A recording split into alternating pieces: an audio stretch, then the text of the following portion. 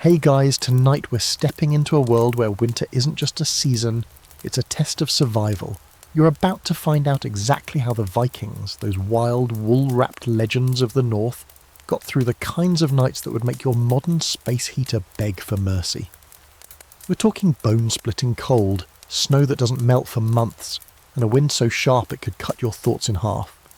Honestly, you probably won't survive this, but that's okay. That's what the blanket is for.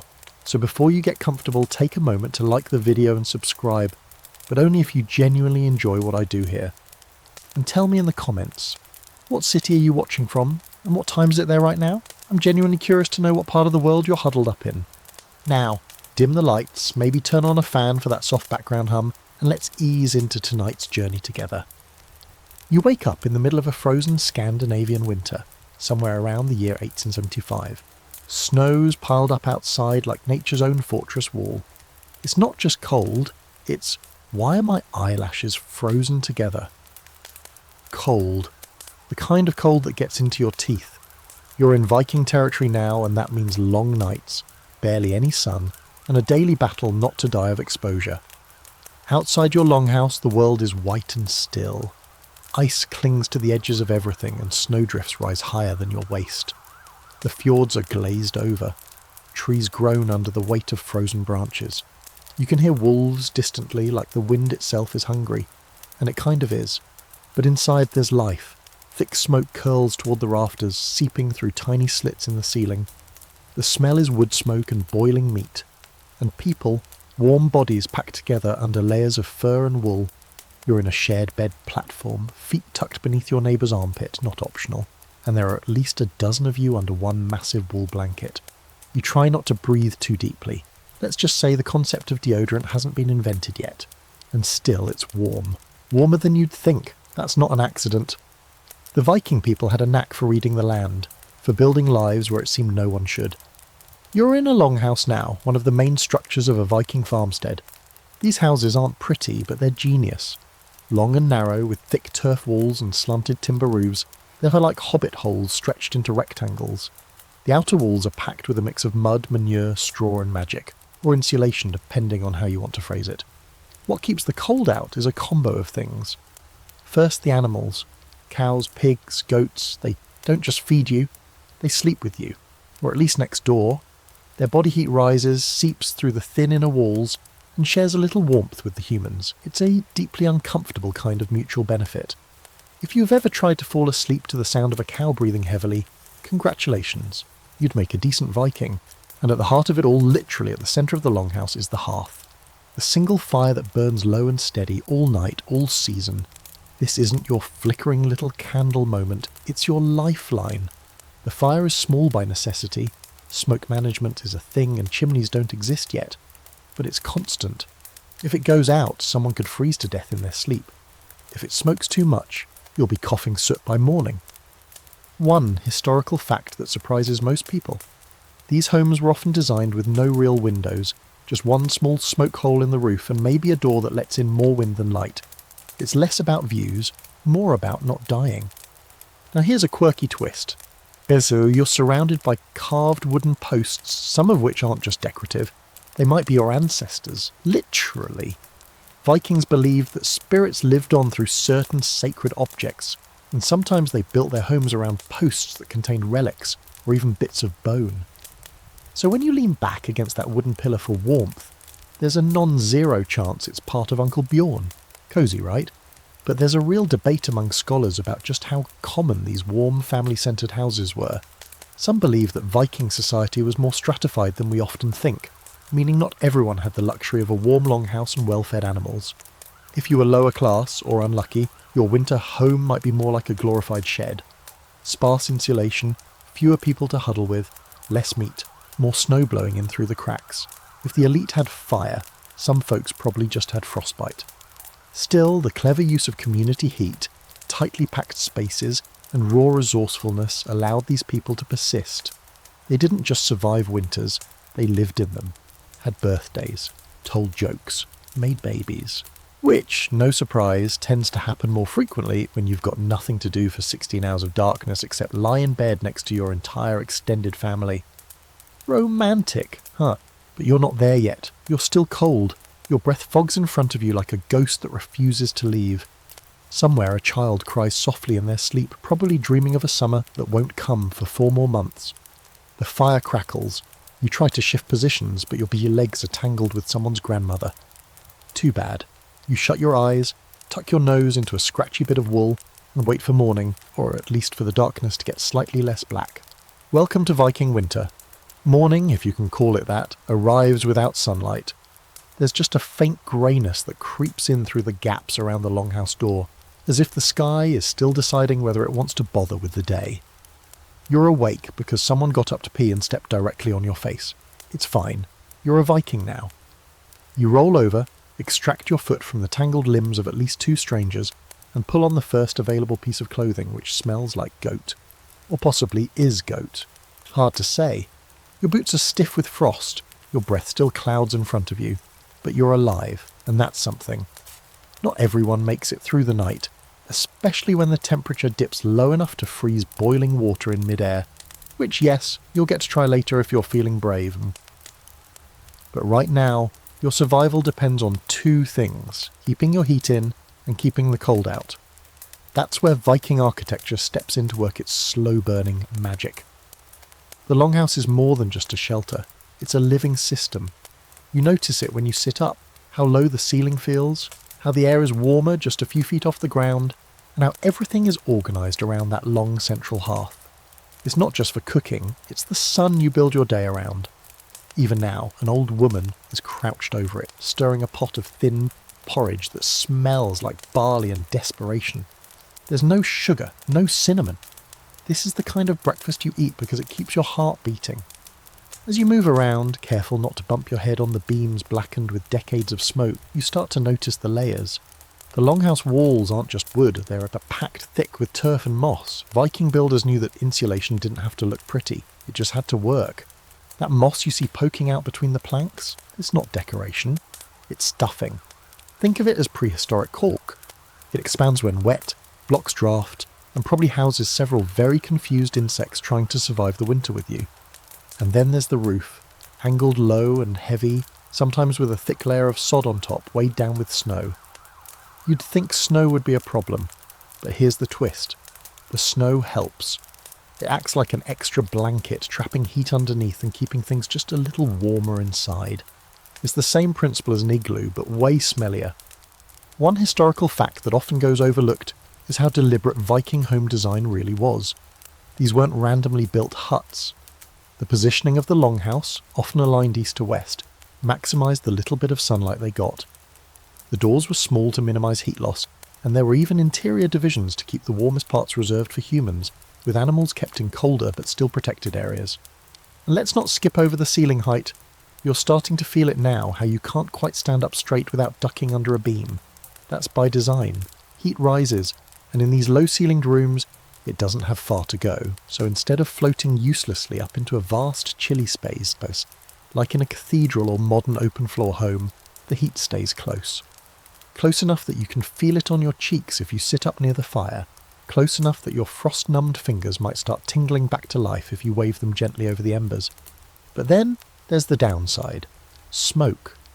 You cough involuntarily as the wind outside shifts, and the smoke from the hearth backs up into the room. There's no chimney, just a hole in the roof that sometimes works and sometimes doesn't.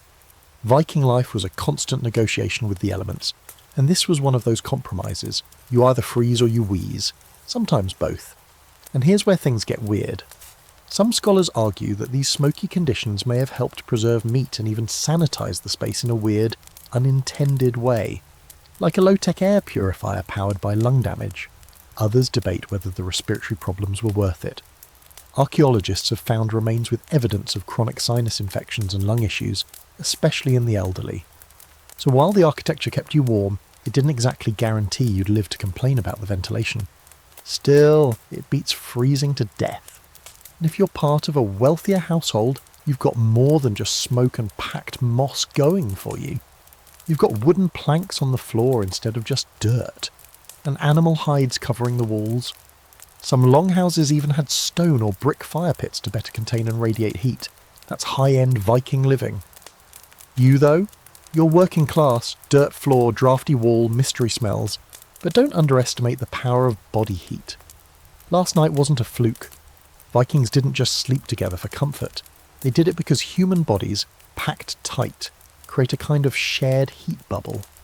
It's awkward, sure, and personal space isn't a thing, but when it's a matter of freezing alone or spooning with 3 generations of your neighbour's family, you make peace with it fast. You move closer to the hearth now, rubbing your hands together, eyes watering from the smoke. An old man to your left is sharpening a knife. A child on your right is poking the fire with a stick she's not supposed to have.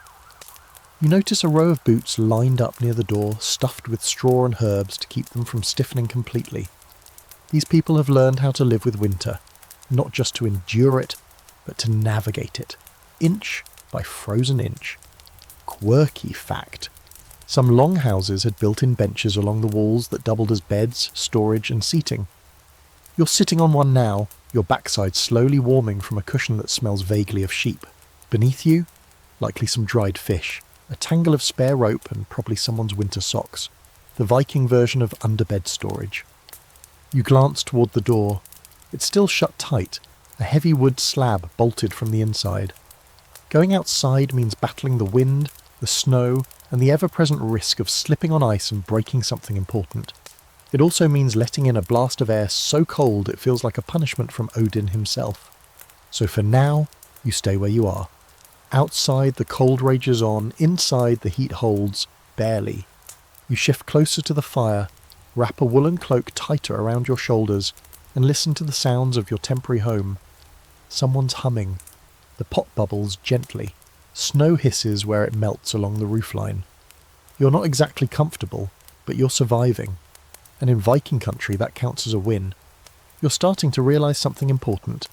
If you want to make it through this winter as a Viking, you can't just sit by the fire all day like a baked potato in a wool wrap.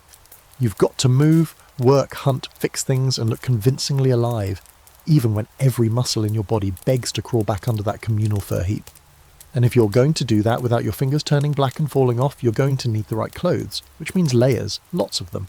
Viking winter fashion isn't about looking good, it's about not done dying. First comes your under-tunic, a long, itchy shirt made of coarse linen or wool. Scratchy, slightly damp, and weirdly comforting, it's your second skin. Over that goes your wool over tunic, thick and roughly stitched by hand. There's no fast fashion here, only slow, stubborn survival. Your legs get woolen trousers, possibly lined with fur if you're lucky or well connected, and your feet are shoved into leather boots stuffed with hay, moss, or even bits of rabbit fur. Basically, anything that keeps the frost from biting straight through to your bones. You wrap a belt around your waist, not for style, but to carry your knife, your pouch of salt, and possibly a bone comb. Yes, a comb. Viking grooming wasn't completely non-existent. They might have smelled like wet goats, but they still hated tangled hair. Then there's your cloak. This is the MVP of Viking outerwear. Made of thick wool and fastened with a brooch, it drapes over your shoulders like a warm, socially acceptable blanket. If you're rich, maybe it's dyed with madder root or covered in embroidery. If you're not, it's a sturdy brown mass that smells like the sheep it came from. Either way, it holds in precious heat. You might also get mittens, thumbless and made of felted wool, or even fur-lined gloves if someone in your household is crafty. And yes, they sometimes wore hats. Not the horned kind, please let that myth go, but rounded wool caps or fur-lined hoods that hug the ears like survival helmets. Here's the quirky part. They didn't wash these clothes very often. Not because they didn't care about cleanliness, though let's be honest, hygiene was relative, but because water freezes. An icy laundry day is not a vibe. So instead of washing, they aired their clothes out, smoked them by the hearth, and sometimes even rubbed them with snow to clean them. If you're thinking that sounds like rolling around in frozen filth, you're not entirely wrong. In fact, one preserved Viking garment discovered in a bog showed heavy staining around the armpits and collar. Clear evidence that yes, these outfits were worn hard and cleaned rarely. But when you're living in a world where snowdrifts are taller than your child and the sun shows up for about 6 hours a day, smelling like a fermented sheet blanket isn't your biggest problem. Still, there's a scholarly debate that keeps things interesting. Some researchers argue that Viking clothing was much more colourful and decorative than we give it credit for. Dyes made from berries, roots and lichens could create reds, yellows, greens and even purples. So yes, while you might expect every Viking to look like a background character from a grim Nordic noir series, some may have actually rocked bright tunics and striped leg wrappings like medieval peacocks. Others push back, pointing out how rare and labour-intensive dyes were, especially in winter, suggesting that most people probably dressed like earth-toned potatoes. Right now, you're wearing whatever you could scavenge from the shared family pile, and you're grateful for every inch of warmth. The cloak smells like someone else's sweat. The mittens are 2 different sizes. One boot has a hole in it plugged with dried moss. You don't care. You're mobile, layered, and slightly more prepared for what lies beyond the longhouse door.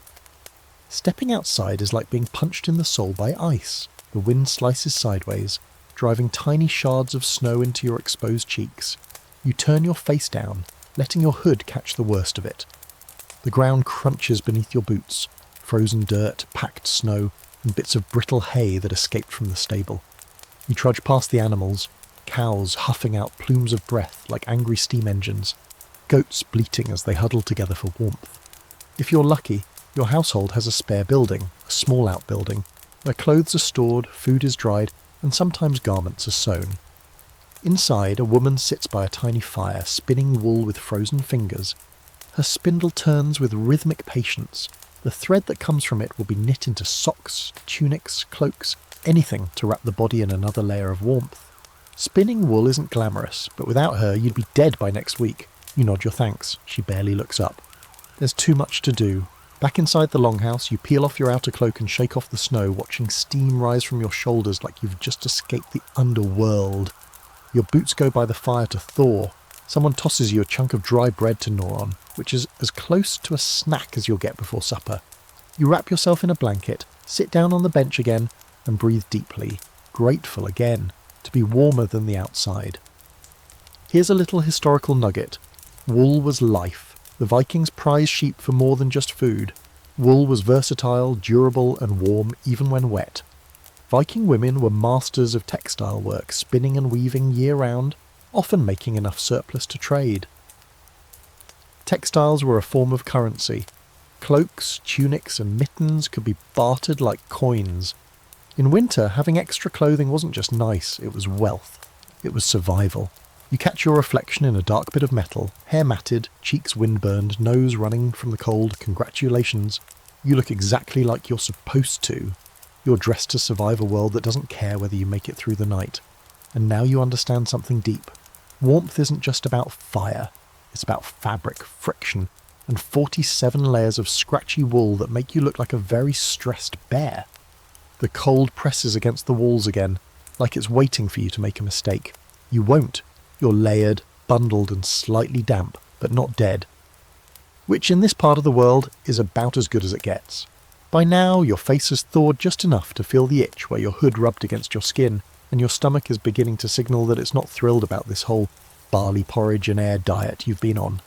You glance toward the hearth, where someone is scraping the bottom of a pot with a carved wooden spoon like they're trying to summon flavour from the ash. You're not alone. Everyone is hungry. And in Viking winter, feeding yourself becomes a full-time job, and not an easy one. Food in these months isn't about enjoyment, it's about fuel.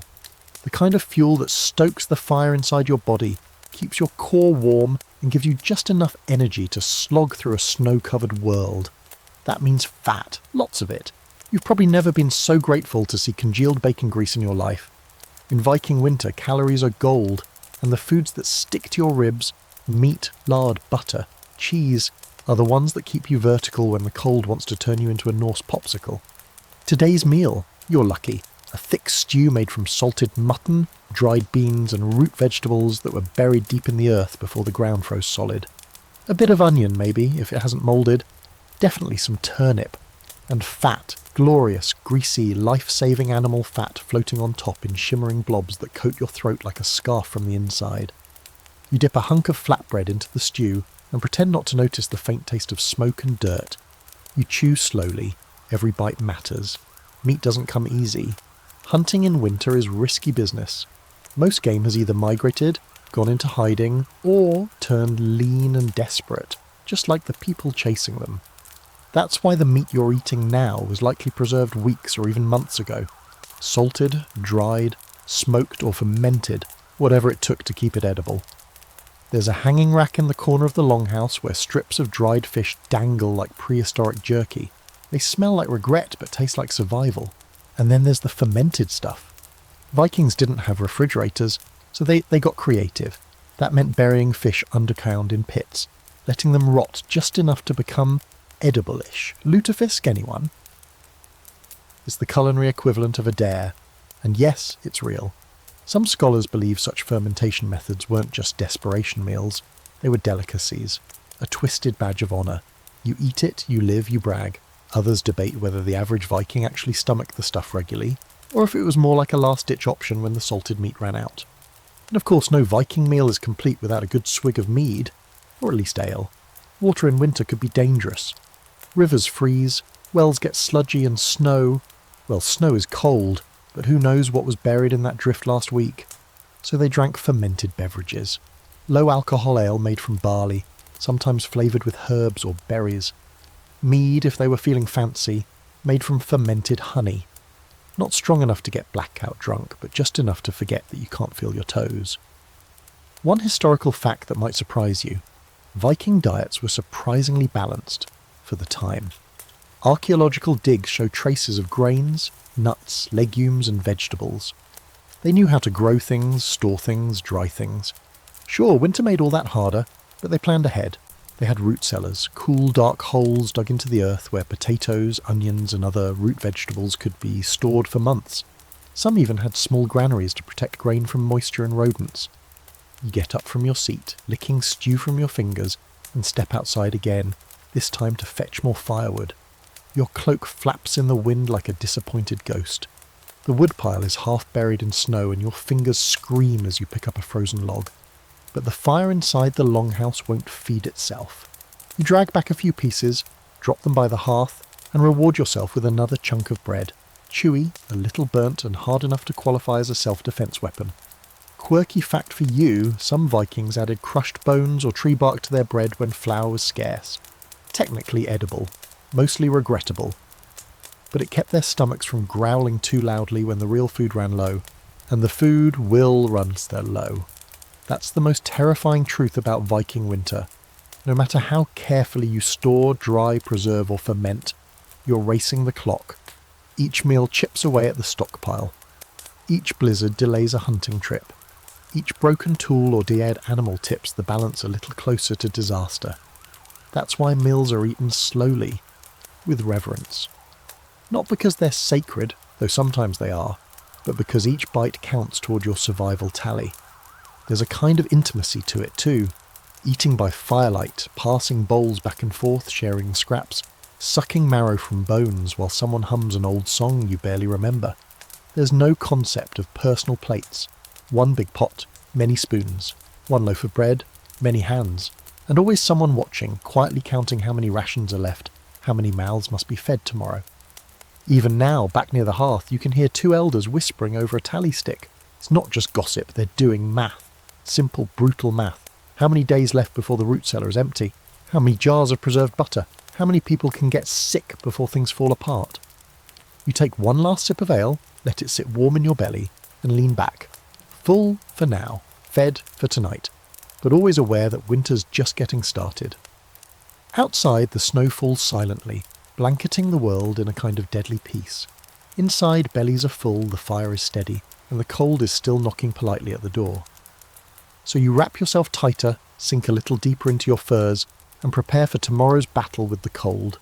Because no matter how clever the cooking, how preserved the meat, or how hearty the stew, winter's still winning, and it always wants more. The fire's been burning low for a while now, but no one dares let it go out. Even if the heat has only made it a few degrees above freezing in here, that little orange glow is everything. It flickers against the smoke-stained rafters, casting shadows that shift like ancient spirits dancing in slow motion. You sit close, elbows on your knees, feeling the ache that comes not from working too hard, but from simply staying alive. This, right here, is the Viking hearth. Not just a fire pit, it's the heart, the pulse, the sacred core. And sacred is the right word. You're starting to realise that in a place where winter can break a person in half, fire isn't just warmth, it's ritual, it's myth, It's how the world continues. The hearth isn't something to take lightly. It's watched, respected, even spoken to in some households. You've seen the way the old woman stirs the stew clockwise, mumbling to herself. You thought she was losing it. She's not. She's preserving a tradition, one where fire listens. In Norse mythology, fire isn't just an element, it's a force with its own will. There's Logi, the fire giant, who once battled Loki in a contest of consumption and won by not only eating the meat, but the bones and the plate too. That's not just a story, it's a metaphor for fire's hunger. It devours everything if you let it. So you respect it, you manage it, and you never ever let it die when the snow's still falling. Each morning the hearth must be revived carefully, using embers banked in ash overnight. You saw it earlier, how the firekeeper used a long iron poker to push back the white dust and find the soft orange glow beneath. Then came the moss, dry bark, maybe a whisper of straw and then breath. That slow, reverent blowing, like waking a god from sleep. There's a strange intimacy to it. You think about all the people who've sat right where you're sitting, hands outstretched, watching their own fingers come back from the brink of frostbite. The fire gives you back your extremities. You owe it. Even the design of the longhouse makes you realise just how central this fire is. Everything radiates from it. Sleeping areas, benches, food storage. It's the gravitational pull that organises the room. People shift around it all day long, cooking, sewing, carving, repairing. And at night, the fire becomes a nightlight, a guardian. It keeps the shadows at bay, not just the physical ones, but the darker things your ancestors whispered about when they thought the cold was listening. Here's a fun little fringe fact. Some Viking families believed in hearth spirits, like tiny invisible house guardians that lived in the fire and watched over the home. If the fire went out unexpectedly or burned too low, it was seen as a bad omen, maybe even a warning that someone in the family would fall ill or die. So it wasn't just about staying warm, it was about staying safe. If something weird happened in the fire's glow, people paid attention. Now there's a bit of a scholarly dispute about how symbolic the hearth actually was in everyday Viking life. Some historians argue it was just a practical thing. Fire equals warmth, end of story. Others lean into the poetic, suggesting the hearth represented continuity between generations, the line between chaos and order, even between this world and the next. The truth? Probably somewhere in between. Because when it's 20 outside and the wind sounds like it's trying to chew through your door, even the most practical person starts whispering to the flames. And let's not forget the logistics. Fire doesn't just show up. Someone has to gather the fuel. Every day, someone, usually the younger, healthier members of the household, goes out into the snow to collect wood, chop logs, and sometimes even dig out the coal pit if the weather allows. If the snow is too deep, they dig down to the firewood pile, which has been buried to protect it from moisture. You remember how your fingers felt earlier? That was just the warm-up act. Try splitting frozen birch with a hand axe in a blizzard, and then come talk to us about cold. You shift closer, boots off, toes dangerously close to the ember bed. Everyone's careful not to block the airflow. You've learned that fire, like people, needs space to breathe. Too much crowding and the smoke backs up into the house, choking everyone. Too little attention and it dies. It's a living balance. And tonight, as another snowstorm begins to roll in outside, you're feeling just how fragile that balance is. One of the older men stands now. He picks up a wooden bowl filled with pine resin and throws a pinch into the fire. A sharp, sweet scent cuts through the usual stew meat smoke perfume of the room. Everyone goes quiet. You don't ask why, no one ever explains these things to outsiders. But you feel it. A moment of recognition, of reverence. Maybe it's an offering. Maybe it's just the smell of cleaner air for a second.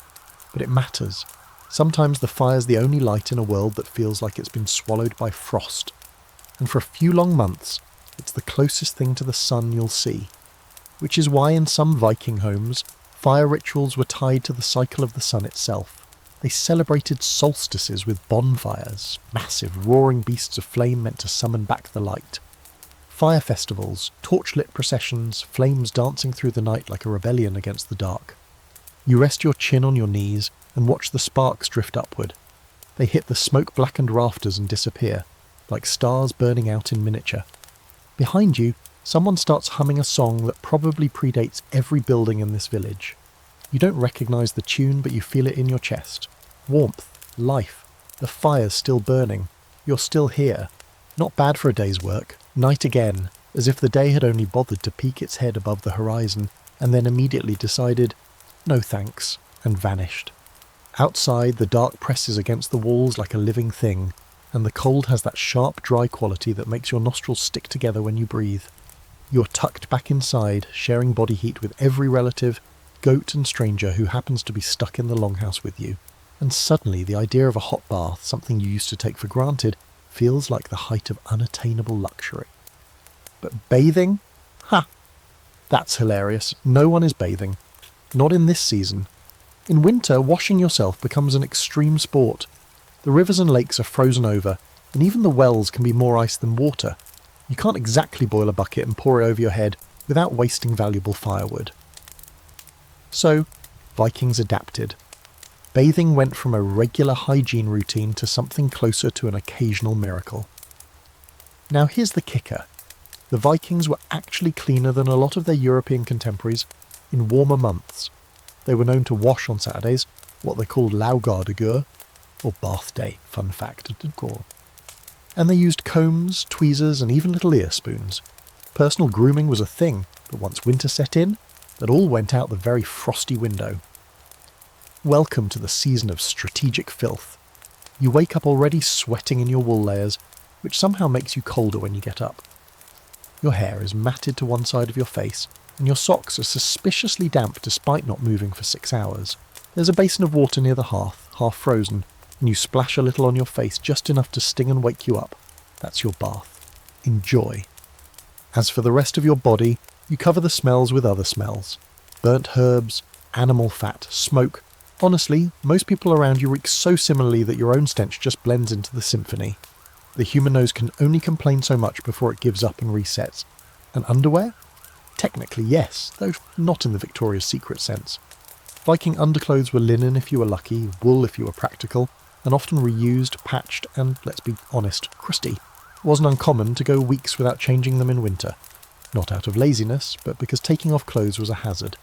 Every second you spend naked in winter is a gamble your internal organs might lose. One slightly horrifying historical fact: parasites were common. Lice, fleas, thieves, and worse, were part of daily life. There were even lice combs buried with Viking bodies. These people fought off enemies with axes, and also spent a chunk of their free time chasing tiny bugs through their hair. It's humbling. And while winter didn't exactly kill the lice, oh no, it did slow them down a bit. Even bugs don't like the cold. Which brings you to a weird little Viking hygiene hack. Saunas. Yes, seriously. These weren't the steamy hotel spas you're thinking of, but stone or wood huts built near water sources, heated by fire, and sometimes shared communally. In these hot rooms, people would sweat out the dirt, scrape themselves clean with metal or bone tools, and maybe splash cold water over their bodies if they felt brave. The steam helped open pores, and the heat, for just a moment, let them forget the world was frozen solid outside. There's debate among scholars over just how widespread these saunas were. Some believe they were mainly for the wealthy or high-status members of Viking society. Others think they were relatively common in certain regions, especially where geothermal activity made heating easier, like in Iceland. You're not in Iceland, so you've probably never seen one. You're stuck with face splashing and strategically placed smoke. Still, hygiene mattered in its own way, not for the sake of freshness, but for health. Wounds had to be cleaned with snow or boiled water. Dirty hands could mean infected cuts, so even if you're not washing daily, you're doing your best to keep things from rotting off, which is more effort than it sounds in a world where your toenails might freeze if you take your boots off too long. You spot someone pulling a louse from their child's hair and crushing it between 2 fingernails with the kind of grim efficiency that only comes from years of practice. It's gross, sure, but it's life. People weren't squeamish, they were practical, cold and practical. You sit back down near the hearth, still wrapped in your cloak, and glance at the basin again. There's a frozen layer on top now. You break through it with a stick and let your hand hover just above. That's how cold the water is. You can feel it before you touch it, and yet someone will use it again tomorrow. Probably to wipe their armpits or soak a cracked heel. Quirky fact, Vikings sometimes chewed on twigs of birch or juniper to freshen their breath. These natural toothbrushes had antibacterial properties and didn't freeze solid like actual brushes might. So while your body might be 7 layers of wool and despair, at least your teeth aren't trying to escape your face. And now, a word on your hair. It's long, tangled, and smells like campfire, which is fine. Everyone's hair smells like campfire. You might plait it if you can find a comb that isn't being used to delouse someone else. Beards? Oh yes, full, bushy, sometimes decorated with beads or braided for style and utility. A frozen beard in the wind was a badge of honour. A solid icicle hanging from your chin meant you were alive, outside and hardcore. You lie back against the bench, letting the smell of smoke and dried fish fill your nostrils. The air feels thicker here, humid with sweat, ash and survival. You scratch your ankle through 3 layers of sock and fur, wondering if that's a mosquito bite from last summer, or something much, much worse. Bathing, as it turns out, isn't something you miss until it's gone. You never realised how nice it was to feel clean until clean became a seasonal concept. But you're adapting. You stink, everyone stinks, and it's weirdly freeing. The cold covers a multitude of sins, and anyway, it's not like you'll be attending a fancy dinner party anytime soon, unless of course you count that unsettling smell coming from the stew pot as a dinner guest. In which case, you might want to freshen up. With a handful of snow and some birch bark, you're ready for another long night. And no, you don't feel clean. But you feel alive, and in this world, that's good enough. By now you've learned to breathe through your nose only when absolutely necessary, and to never question what's squishing inside your boot. You've also learned that while the longhouse offers a kind of cramped, smoky safety, life doesn't pause just because the air outside hurts your skin. The Vikings weren't hibernating through the cold, they were moving, travelling, working, fighting, even raiding, because apparently frostbite builds character. You step outside again, the door groaning behind you, and the cold hits like a slap made of knives. It's not just the temperature, it's the way the wind curls into your clothes, creeps beneath your tunic, and makes your bones want to shiver right out of your body. You hunch your shoulders, adjust your hood, and trudge toward the stable, where a trail has been dug into the waist-high snow. You've been volunteered for travel duty today, lucky you. Vikings had to move even in the bleakest weather. Food had to be fetched or hunted. Neighbours needed visiting, messages carried. In some cases, entire trading journeys or military expeditions happened in the dead of winter. That means travelling across icy rivers, frozen lakes and snow-blanketed forests where your only companions are the creaking trees and your own regret. You bundle up as best you can, woolen layers, a fur-lined hood, thick gloves, and boots wrapped in animal hide. You're wearing enough to feel like a waddling bear, but you're still cold. The trick is not stopping. Keep walking. Let the motion warm you from the inside. Eventually your body will forget it's dying. Probably. The Vikings were smart about winter travel. Instead of trudging through the snow on foot like a clueless future person, they used sleds. Not the fun down the hill kind, but big, flat-bottomed sledges pulled by horses or oxen. If you were lucky, someone in your party had skis. Yes, skis. Long, curved wooden boards strapped to leather boots, sometimes with animal sinew bindings. These weren't for sport, these were survival gear. They helped people glide over snow with more speed and less misery. In fact, one of the earliest historical references to skiing comes from Norse sources. There's even a god for it. Ullr, the bow-carrying deity of skiing and winter hunting. Because when your landscape looks like the inside of a freezer for 6 months, you start assigning divine status to anyone who can move quickly through it. You, however, are not divine. You're sliding along on foot, one step at a time, following a narrow path packed down by previous travellers. Your boots crunch loudly. Every sound is magnified out here. No birdsong, no running water, just the soft roar of the wind in the pines and the occasional distant crack. A tree snapping under the weight of ice. You try not to flinch. The cold hits hardest when you stop to catch your breath, so you don't. You keep walking, teeth clenched, eyes squinting against the blinding white. Snow reflects the weak sunlight like a mirror, and it stings your eyes. Some Vikings made primitive goggles out of bone or wood, slits carved into them to reduce the glare. You squint instead. Function over fashion. Quirky fact time, Viking warriors on skis were real. There's even evidence of ski troops used in conflict. That sounds wild to you. Imagine someone gliding toward you silently through the snow, armed with a spear and a deeply unimpressed expression. Ski warfare wasn't just fast.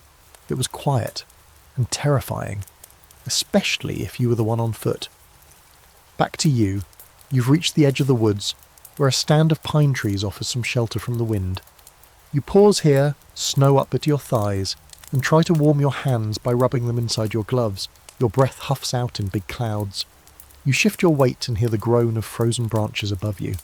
Somewhere nearby something moves. A fox, a squirrel, something hungrier. You don't want to know. And here's a historical debate worth pondering while your eyebrows freeze. How often did Vikings actually travel far during winter?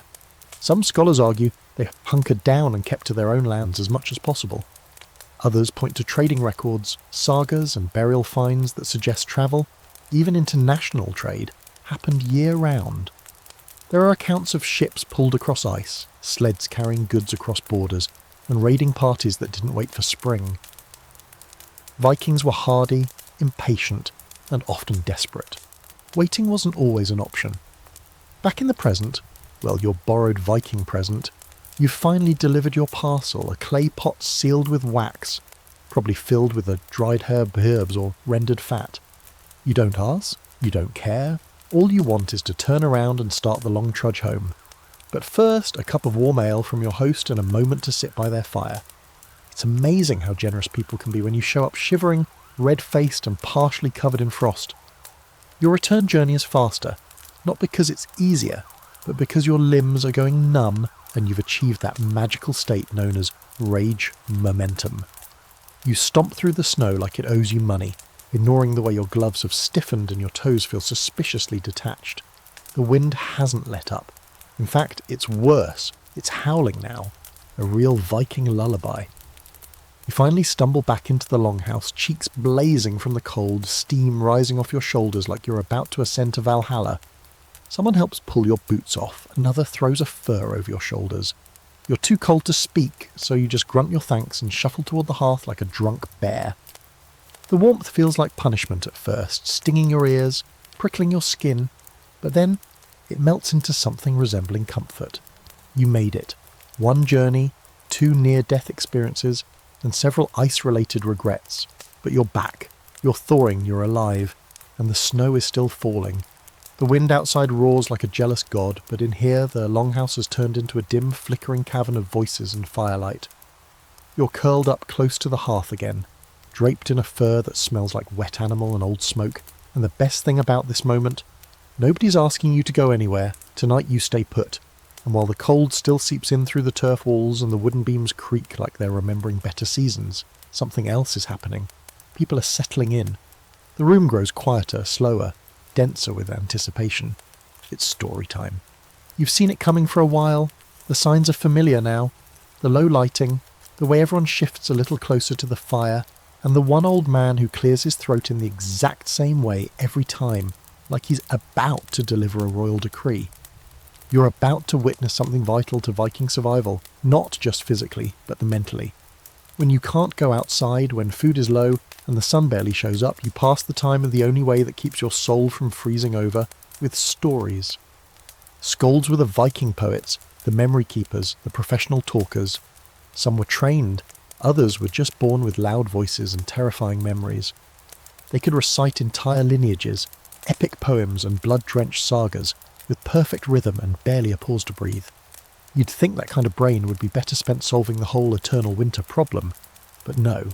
These were artists. Their job was to take reality and carve it into something mythic. Tonight's skald is the old man who smells faintly of sour milk and seal fat. He sits on a low bench, his hands folded like he's about to start knitting, and then he begins, not loudly, but with a deliberate rhythm, the way one might start rocking a cradle. The room falls completely silent. Even the goats stop chewing. He tells the story of Egil, the warrior poet with a skull so thick no axe could break it.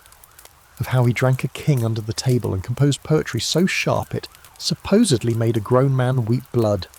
The tale winds its way through battles and heartbreak, curses and clever insults. Every few lines, someone near you nods in recognition. They know this one. But that doesn't stop them from hanging on every word. And that's the beauty of it. These stories are old, older than most of the people in the room, but they live here. They belong to this space, this fire, this moment.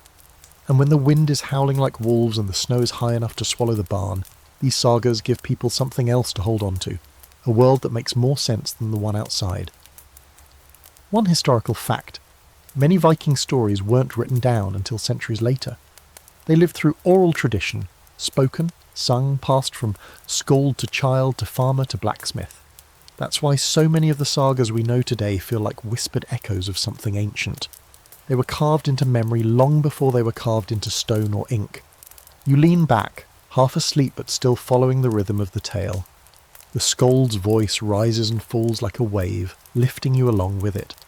He shifts mid-story into the legend of Fridas Eriksdottir, daughter of Eric the Red, who fought off attackers in the New World with a sword in one hand and a bare chest. Yes, that's the tale. She's said to have scared off warriors by slapping a blade across her own chest and howling like a beast. It's true. Who cares? It's perfect. There's a debate, of course, among scholars about how historical some of these tales actually are. Did Fridas really do that? Was Egil's skull actually axe-proof? Or were these stories tweaked over generations to inspire, to teach, to entertain? Probably all three. That's the thing about oral tradition. It flexes, it evolves, it adapts to the moment, just like the people huddled around this fire right now. You glance around the room.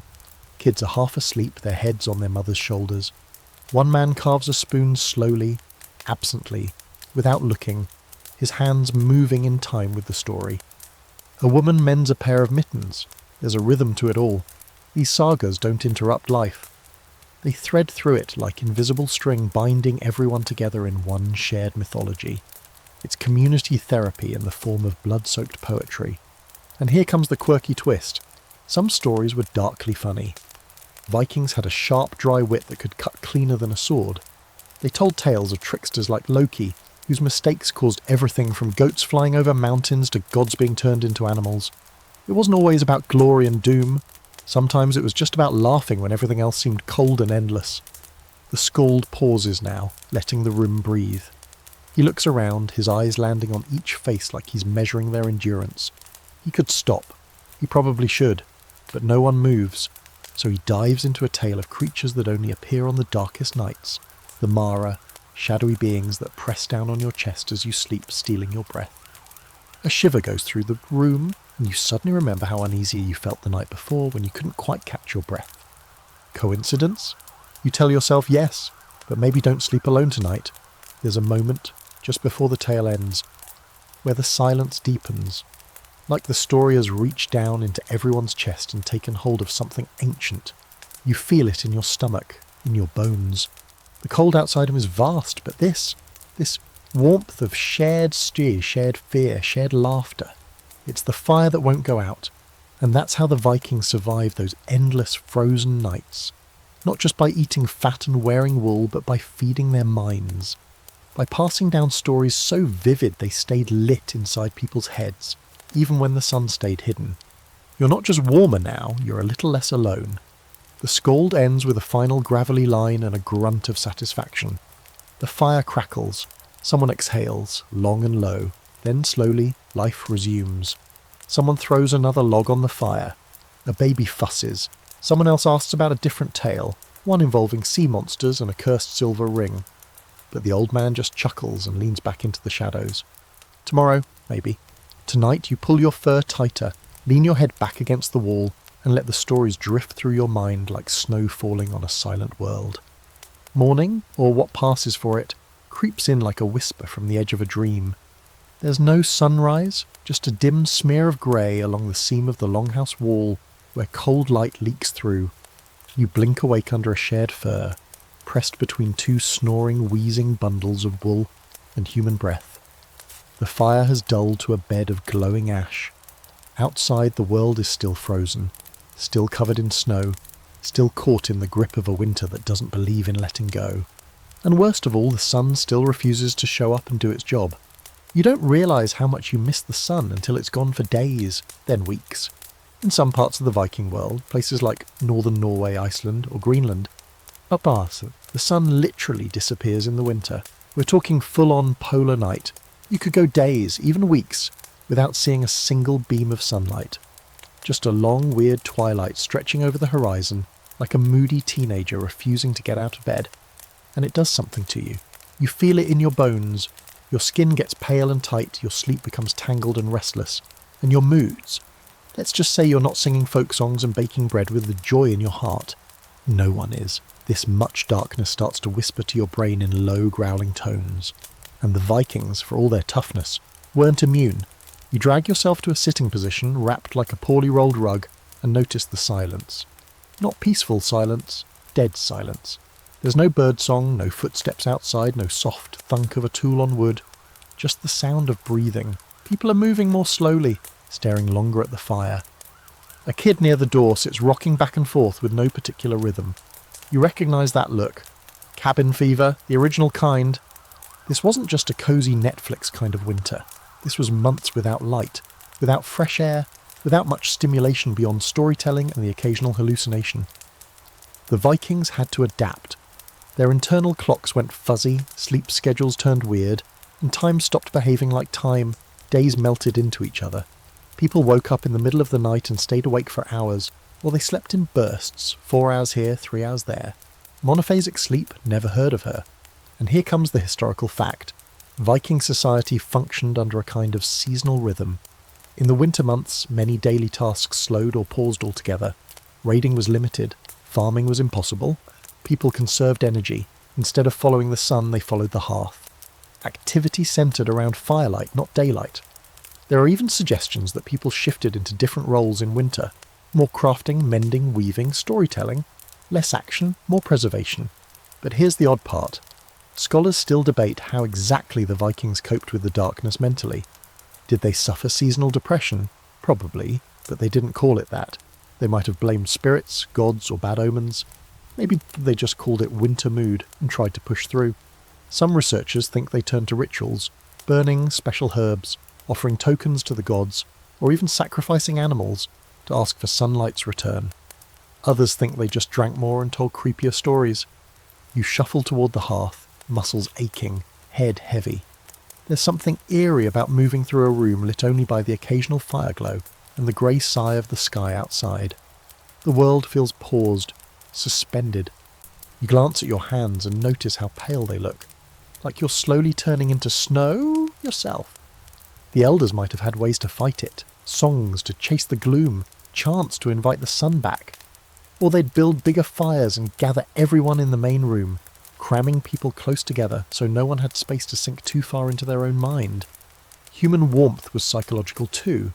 And then the quirky fact, some Vikings used sunstones, crystals like Iceland's spar, to locate the sun even when it wasn't visible.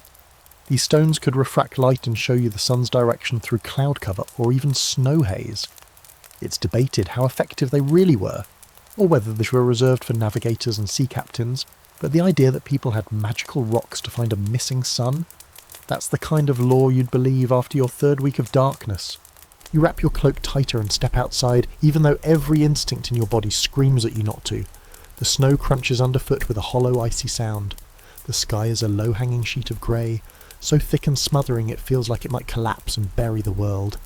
There's no sun, just a faint lighter patch, barely noticeable, where the day is pretending to exist. You stare at it, daring it to warm your face, but it doesn't care. The trees groan in the wind. The barn is half buried in snowdrifts.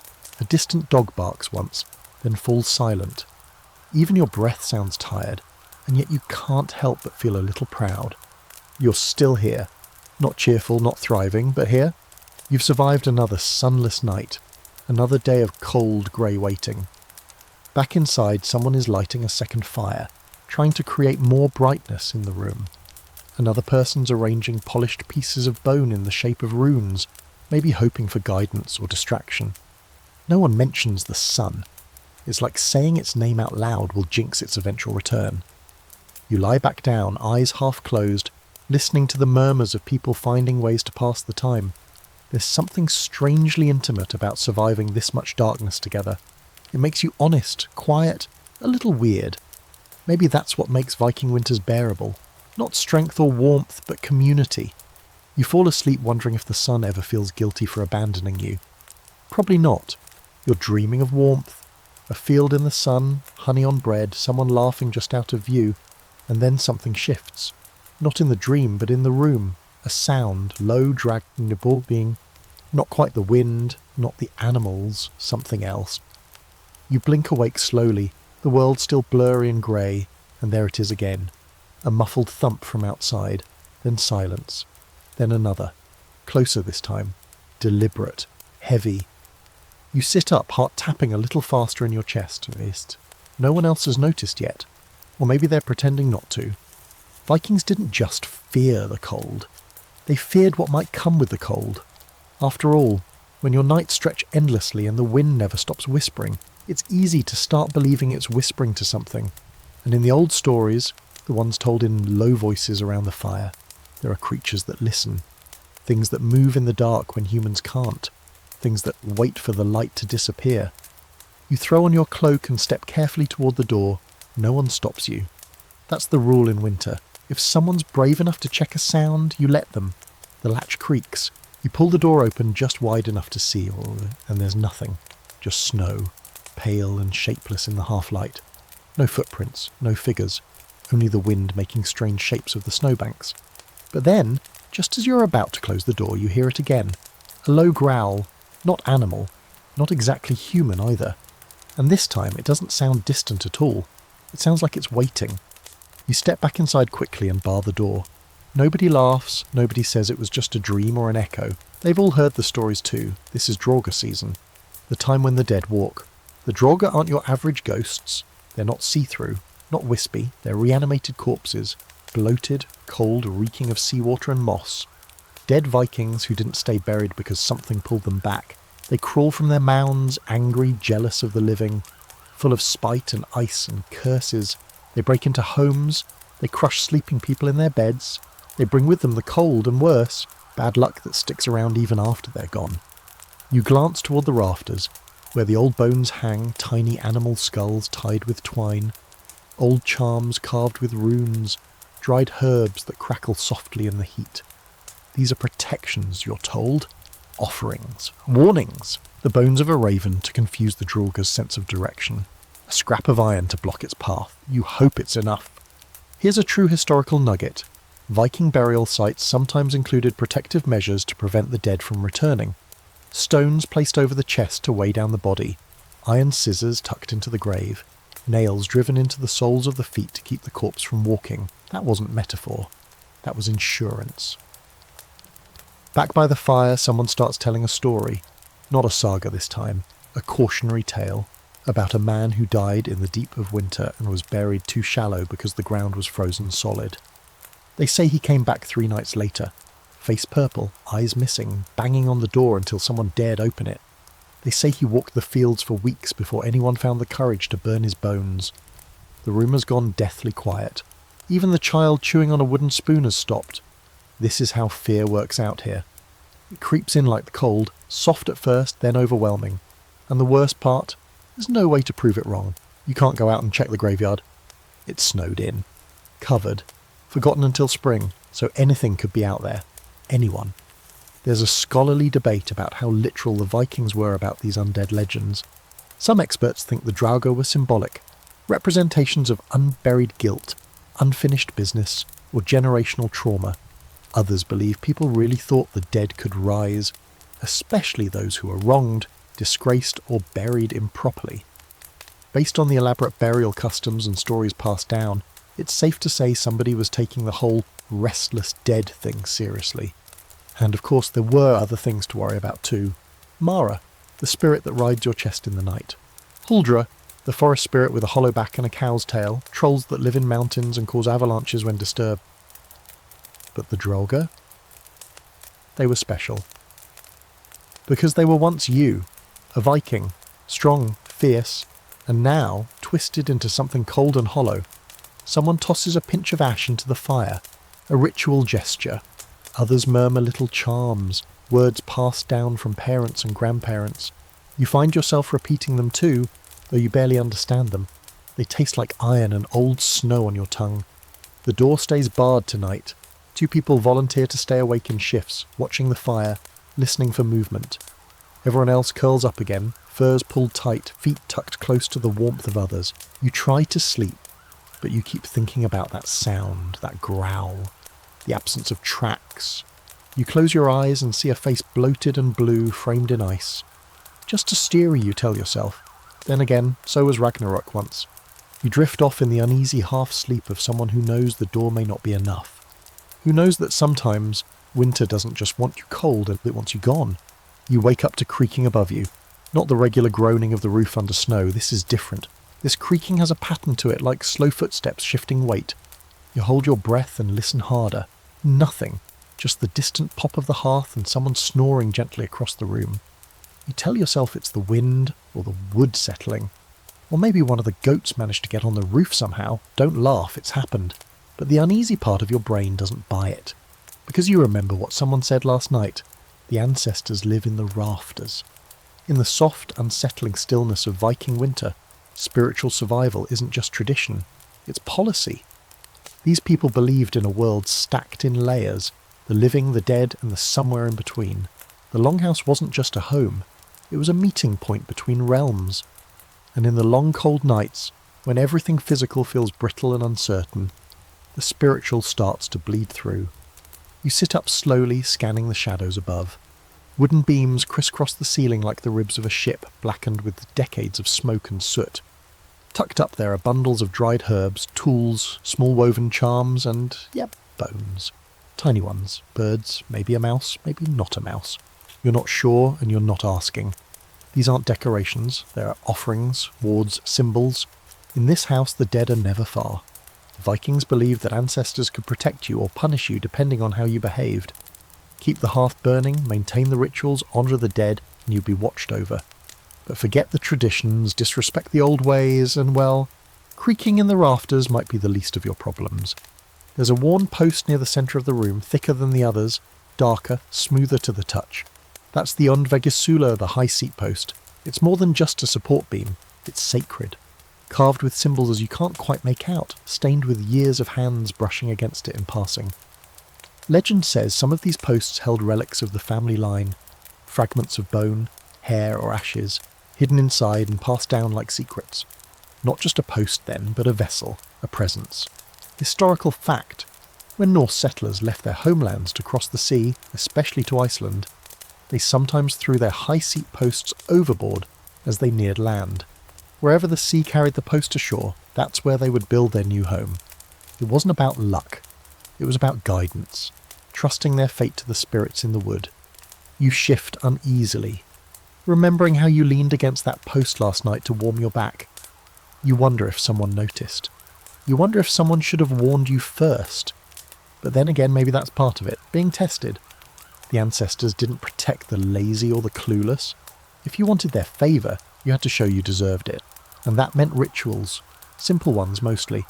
Keep the fire fed, speak their names aloud, pour a few drops of ale into the earth as an offering. Don't throw bones into the fire. Burning animal bones could offend certain spirits. Don't whistle after dark, don't sing loudly during storms.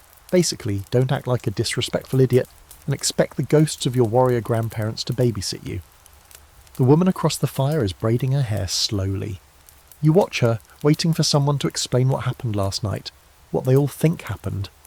No one brings it up. No one mentions the sound on the roof, the stories, the drauga. This is how the community deals with fear, quietly, carefully. It's not about denying it. It's about not inviting it. The air inside feels heavy today. Not just cold, but dense. You get the feeling that something is being expected of you, but you don't know what. Someone hands you a chunk of dried fish and a hunk of cold bread. You chew without tasting. It's not about flavour. It's about not dying. Here's a quirky Viking detail for you. Sometimes they kept the skulls of animals or people tucked in the corners of the longhouse for luck or protection. A horse skull behind the wall, a goat's head on a post. The logic? If an animal gave its life to feed or serve the household, its spirit might continue to protect it. So the bones stayed close, sometimes a little too close. There's a debate among scholars about how literally the Vikings treated these practices. Some argue that the belief in spirits and ancestors was more symbolic, meant to unify families, reinforce traditions, keep people behaving. Others insist these weren't just stories for comfort. They were serious cosmological truths. Not metaphors, real dangers, real rules. You didn't believe because it was quaint. You believed because you'd seen too many people break the rules and not wake up the next morning. You step outside later that afternoon, needing air even if it hurts to breathe it. The snow is silent. There are no tracks. just white stretching out in all directions, smoothed flat by the wind. Above you, the sky is pale and low, almost greenish with frost. You stare up at the roof of the longhouse, half expecting to see a shadow clinging there. Nothing, but the wood up top is disturbed, cracked, split slightly like something pressed down hard from above. You go back inside without speaking. Later, before bed, someone leaves a bowl of porridge near the door. Not for the dogs, not for the people. Just placed there carefully, reverently. You watch it steam in the cold air, the smell drifting toward the open rafters. No one says why. They don't have to. You curl up again, back to the wall, watching the dark above you. The fire crackles and the bones shift slightly in their bundles. You close your eyes and hope the ancestors are in a good mood tonight. You've survived wolves, snow, hunger, and even Draugr, maybe. But surviving the silence of the dead? That takes a different kind of strength. You wake up to laughter, not wild, chaotic laughter, but the kind that rolls low and warm through the room, like coals glowing under ash. It catches you off guard. Laughter here. Now, after weeks of cold and darkness and stories about corpse beasts knocking at your door? But yes, it's real. Someone's chuckling by the fire, and a child giggles through a mouthful of barley mash, and suddenly the longhouse feels different, brighter, looser. The air, while still sharp with smoke and damp wool, carries something sweeter. Today is Yule, not the red and green jingling bells version. No sleighs, no sweaters, no inflatable reindeer. This is the old Yule, the deep, wild Viking version, half holy day, half full-send survival party, and after everything you've endured, it feels like a prize. Yule is more than just a celebration. It's defiance, a midwinter middle finger to the long night. You're still here. You haven't frozen or starved or been dragged off by spirits. So you feast, you sing, you remember the dead, honour the gods, and drink until your bones stop aching. You sit up slowly, already warmer just from the mood in the room. The fire is blazing, larger than usual, and someone has laid down evergreen boughs across the beams. The smell is sharp and clean, a reminder that something still grows out there under the snow. The longhouse has shifted from a shelter into a hall, still cramped, still smoky, but humming with something ancient and electric. People are moving with more energy. Someone's roasting a pig over the fire, its skin crackling and popping like a drumbeat. There are loaves of bread with actual herbs in them, flavour, and someone's brought out dried apples and nuts. You didn't even know those were an option. Turns out they've been hoarding them for weeks, saving the good stuff for today. You've got food, fire, and fermented drink, and suddenly you understand why this tradition mattered so much. Yule isn't just about celebrating the present, it's about grabbing onto hope with both frostbitten hands. The solstice is past. The darkest day is behind you. The light is coming back inch by frozen inch. And the Vikings? They marked that shift with feasting and fire, rituals and riot. Here's your historical anchor. Yule, or Jol, was originally a midwinter festival that predated Christianity. It lasted at least 12 days, sometimes more, depending on who you were and how much ale you had. It was meant to honour the gods, Odin most prominently, but also to remember the dead and strengthen the bonds between the living. Think, ancestor veneration meets end-of-the-world potluck. You're handed a wooden cup of mead, warm and sweet and shockingly strong. It numbs your lips and burns just the right amount going down. Around you, people are clapping, singing old songs in a language you barely follow. A man jumps up and performs a quick stumbling dance that ends with him knocking over a bench. No one's mad. This is part of it. Laughter keeps you human. But it's not all fun. There's ceremony here too. At the far end of the hall, someone lights a candle and places it in front of a carved wooden idol. Rough, crude, but unmistakably divine. Odin, maybe. Or Freya. You're not sure. The figure stares back, its features half lit by flame. Offerings are placed before it. A slice of meat, a splash of ale, a lock of hair. You watch in silence. Even the children go quiet. There's reverence in this chaos. It's not all noise. A woman beside you explains quietly that the Yule celebration is also for the Disir, the female ancestors who watch over the family line. They're honoured with toasts, songs, and sometimes blood sacrifices. You nod slowly. You're hoping this year's version stops at toasts and songs. Quirky fact for you, some Viking families used to keep a Yule log burning continuously through the holiday. believing that if it went out, bad luck or worse would follow. The log had to be chosen carefully, often from sacred trees, and tended like a heartbeat. You look over at the enormous piece of wood resting in the hearth now, split from a long-dead oak and smouldering steadily.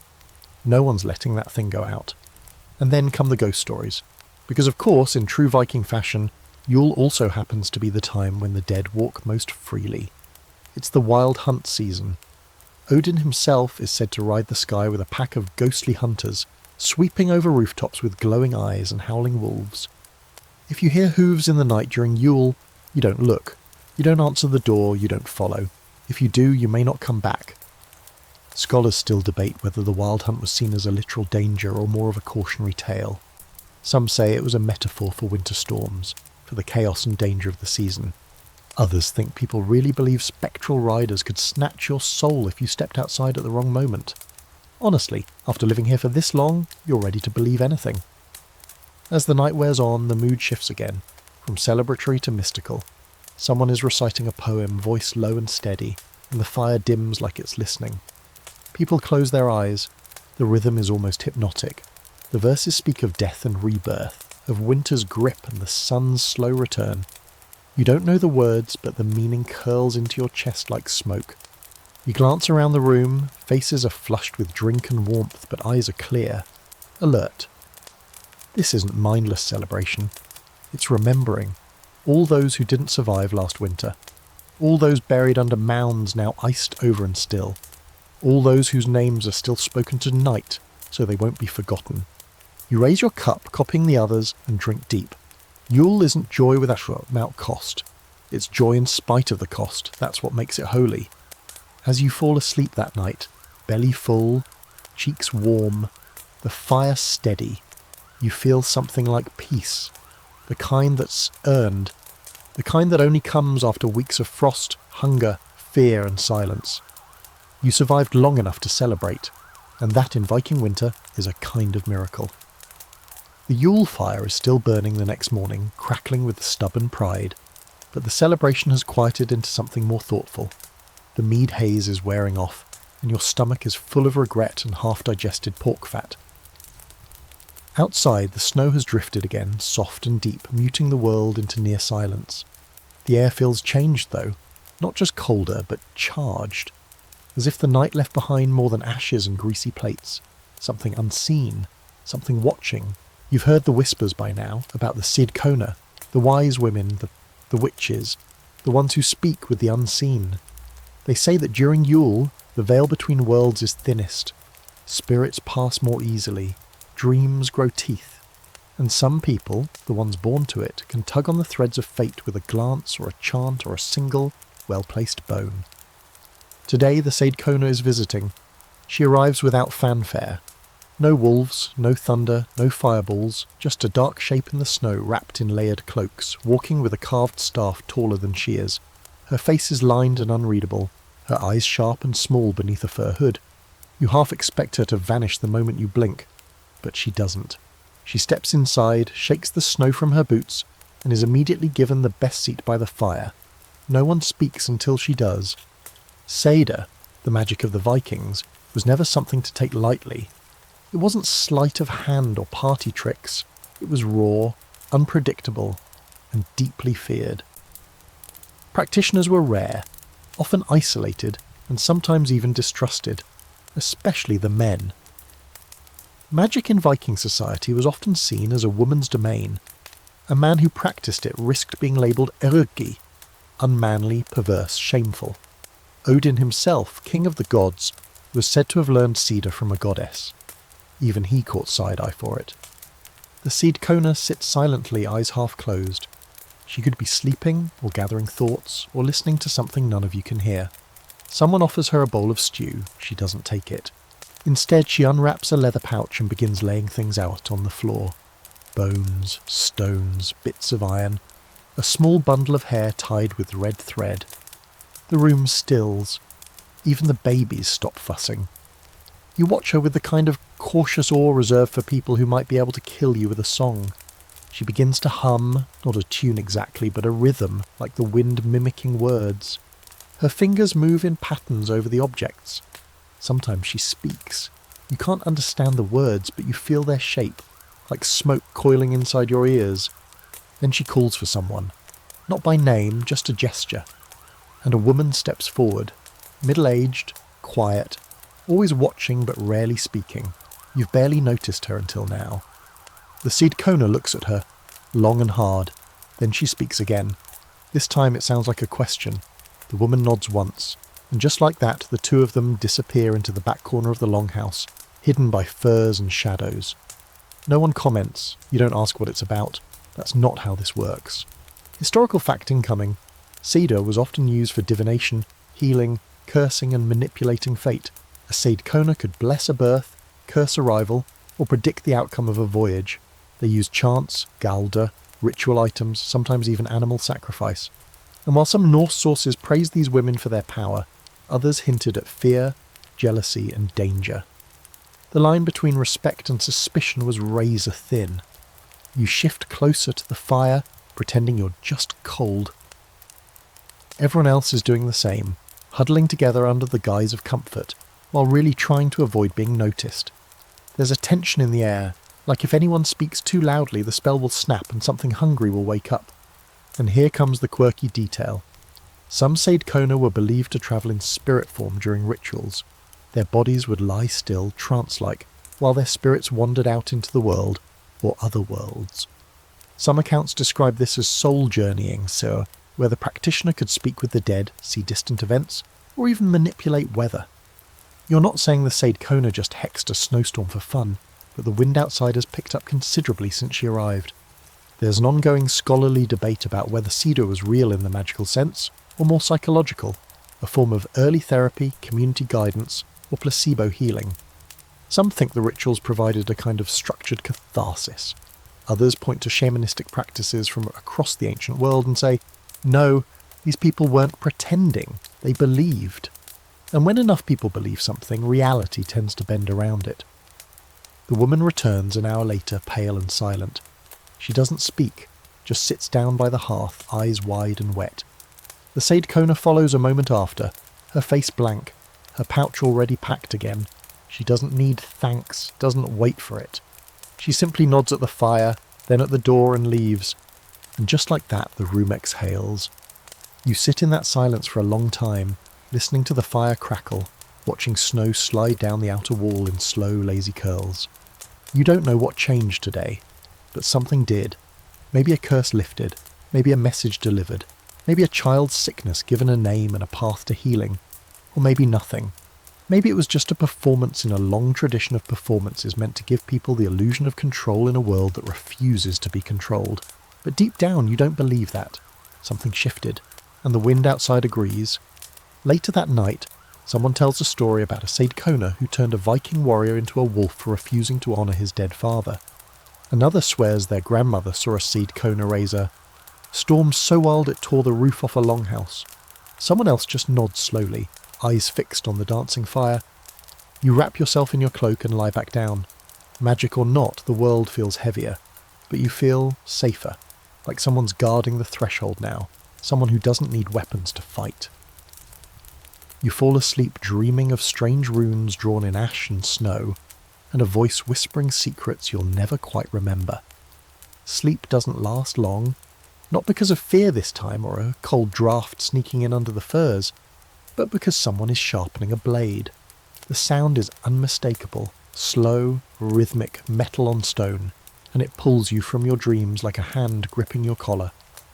You open your eyes to flickering firelight and a long, lean shadow moving across the far wall.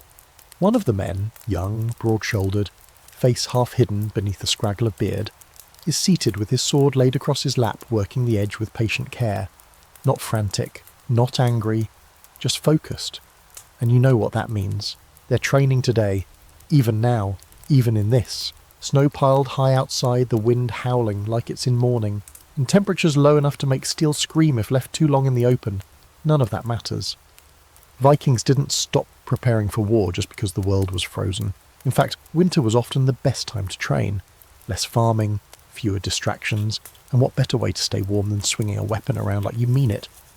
You sit up and groan softly as your joints complain. Your muscles ache at Buskort, but it's not the "I walked too far" kind of ache. It's the kind that comes from constantly bracing your body against cold. Still, curiosity nudges you forward. You pull on your boots, your cloak, your gloves, and then some other poor soul's gloves on top of yours. Nobody's checking, and step outside. The light stabs your eyes at first. Not sunlight, there's no such thing anymore. But the white snow reflects enough of the grey sky to make everything glow faintly, as if the entire world were lit from beneath by some cold, cruel lamp. You trudge toward the open area behind the longhouse, where a dozen or so figures are gathered.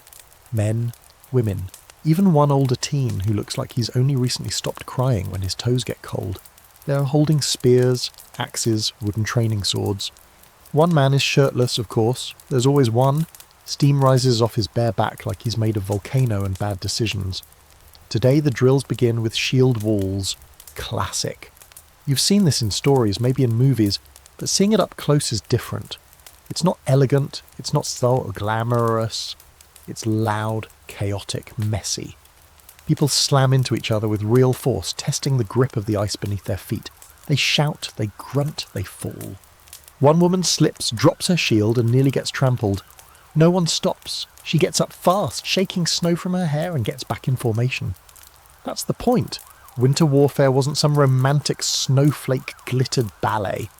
It was survival with spikes. If you could fight in this, if you could win in this, you could do anything. Here's your history drop. Vikings didn't pause their campaigns in winter the way some civilizations did. While sailing was limited, frozen harbours and rough seas put a damper on that.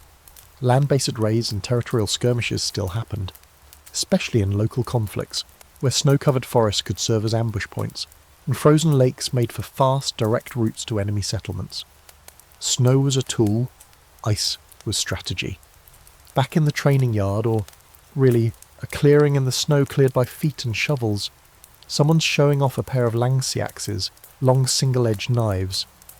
He swings them in a wide arc, carving the air, then sticks both into a frozen log and takes a breath. Nearby, two others spar with wooden staffs, their grunts punctuated by the thwack of impact and the occasional yelp when a blow lands too hard. No helmets today, just thick skulls and pure ego, but it's not all brute strength.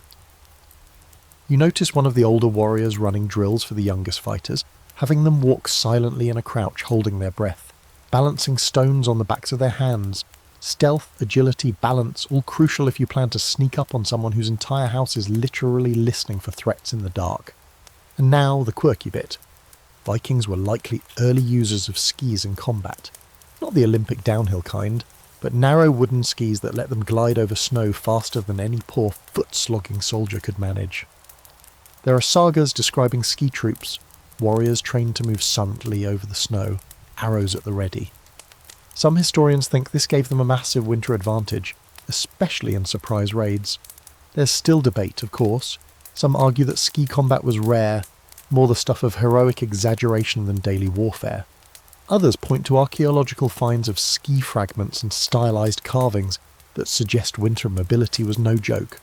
Either way, it makes you look at the snow-covered field with new eyes. What seems like a hindrance could easily become a weapon. You take a staff when someone offers it and get in line, half committed. Your first swing is slow and wide, sloppy. You nearly hit your own knee. But no one mocks you. Everyone here was terrible once. The man across from you, a woman actually, once she lifts her hood, grins. She jabs low. You block too high, she taps your ribs. You try not to yelp. After 10 minutes your hands are numb. After 20 they're on fire. After 30 you've forgotten you were ever cold. That's the trick. Movement isn't just exercise, it's survival. It keeps your blood flowing, your limbs alert, your fear quiet. When you fight in the cold, you stop being cold. You become something else. A furnace wrapped in frozen leather and grim determination. The drill ends with everyone forming a loose circle. They toss snow into the air, shouting a chant that sounds part battle cry, part joke. Someone slips and falls flat on their back. Laughter erupts. The firewood pile groans under the weight of fresh snow, and for a moment the world feels light again.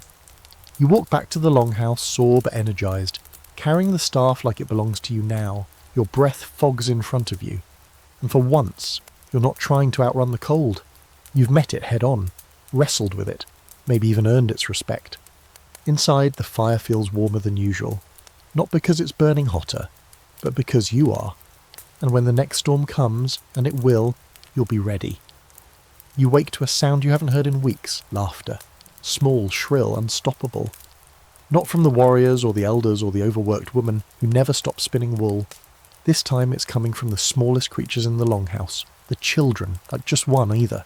It's a pack of them tumbling like wolf pups across the hay-strewn floor, bundled in so many layers of wool and fur that they bounce when they fall.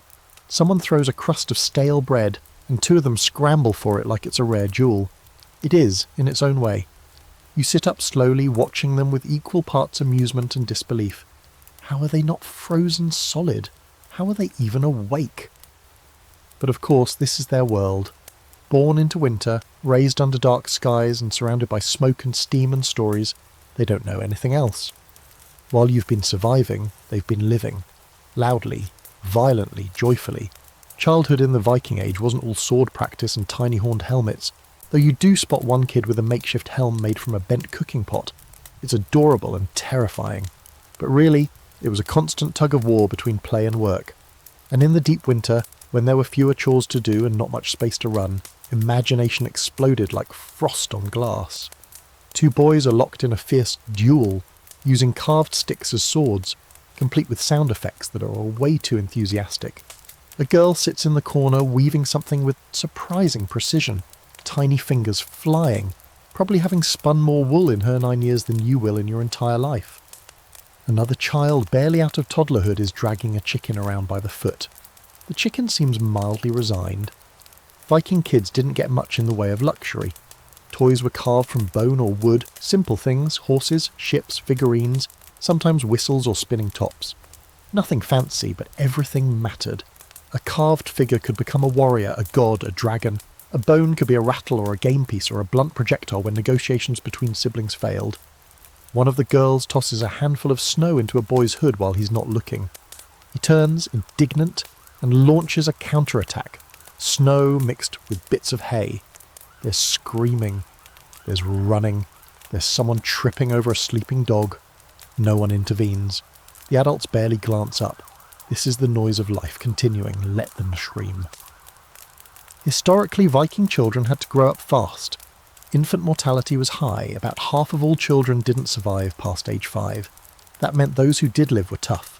Not in the they eat dirt and never cry kind of way, though they probably did eat dirt, but in the they haul water at 6, herd goats at 7, and can gut a fish by 8 kind of way. But even so, winter gave them something precious. Time. With farming paused, travel dangerous, and most of the adults stuck inside, the children had more freedom to play, to observe, to learn by osmosis. You notice one boy watching intently as an elder sharpens a blade, mimicking the motion with a wooden stick. Another listens as two women recite a saga, eyes wide, lips silently mouthing the lines. These aren't distractions. They're training. Cultural downloads, Norse edition. Here's a historical gem. Some sagas and archaeological finds suggest that Viking children were given miniature versions of adult tools, not just for play but for early skill building. Tiny axes, toy boats, even a scaled-down shields. The line between game and preparation was thin. That pretend sword fight over by the hearth? It might be fun now, but in a few years, it'll be muscle memory when real danger comes. One boy slips and smacks his head against a beam. He doesn't cry. He just looks around quickly to see if anyone noticed, then goes back to throwing pine cones. You make eye contact. He grins, gap-toothed, like a wolf cub who knows he'll own the forest one day. And now for the quirky fact, Viking lullabies were dark, like "Go to sleep or trolls will steal your eyes" dark. Many Old Norse bedtime songs were meant less to soothe and more to warn, about wolves, about the sea, about ghosts. One reconstructed lullaby actually includes a line about ravens coming to peck at the bones of naughty children. Sweet dreams, right? But that's the thing, fear was baked into childhood here. Not to scar kids, but to teach them. The world was dangerous, the cold could kill, the woods held secrets. So the stories and songs weren't designed to protect kids from fear. They taught kids how to live with it, to laugh at it, to grow teeth of their own. You watch as one of the older children gathers the rest into a circle and begins telling a tale. Not reading from a book, there are no books here, but from memory.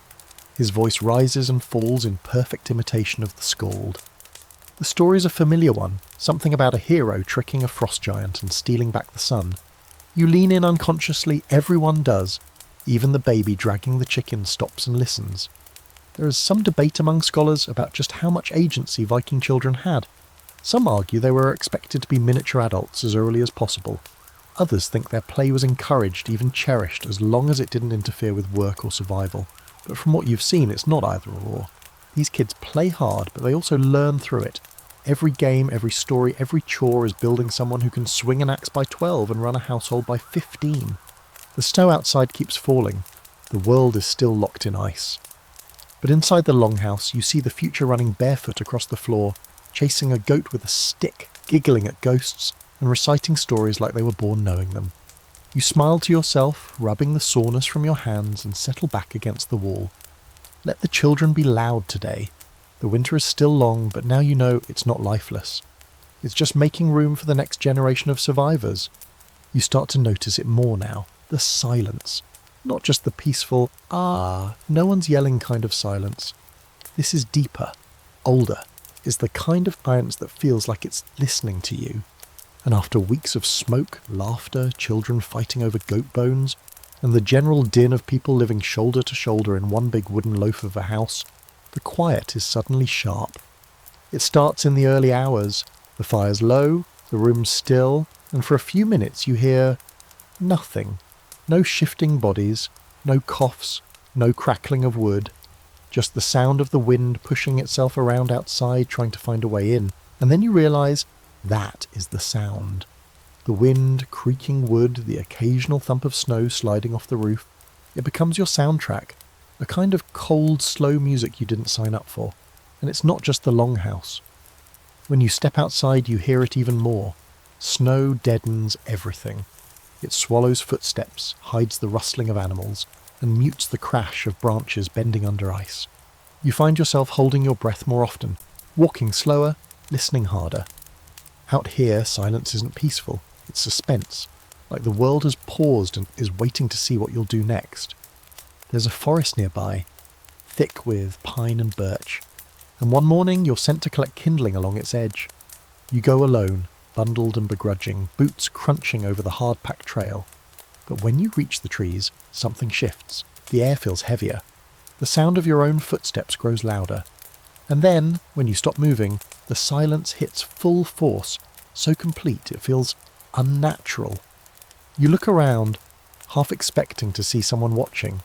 You don't, but the trees seem to lean in anyway. And then you hear it. Something. A creak? A snap? No? Just snow slipping from a branch somewhere deeper in the woods. Still, it puts a knot in your gut. You gather your kindling quickly and leave without turning your back on the forest. One historical detail worth knowing. Vikings believed the natural world was alive, not metaphorically, but literally. Forests had spirits. Mountains had moods. Waterfalls could speak if you listened hard enough. This wasn't superstition, it was survival.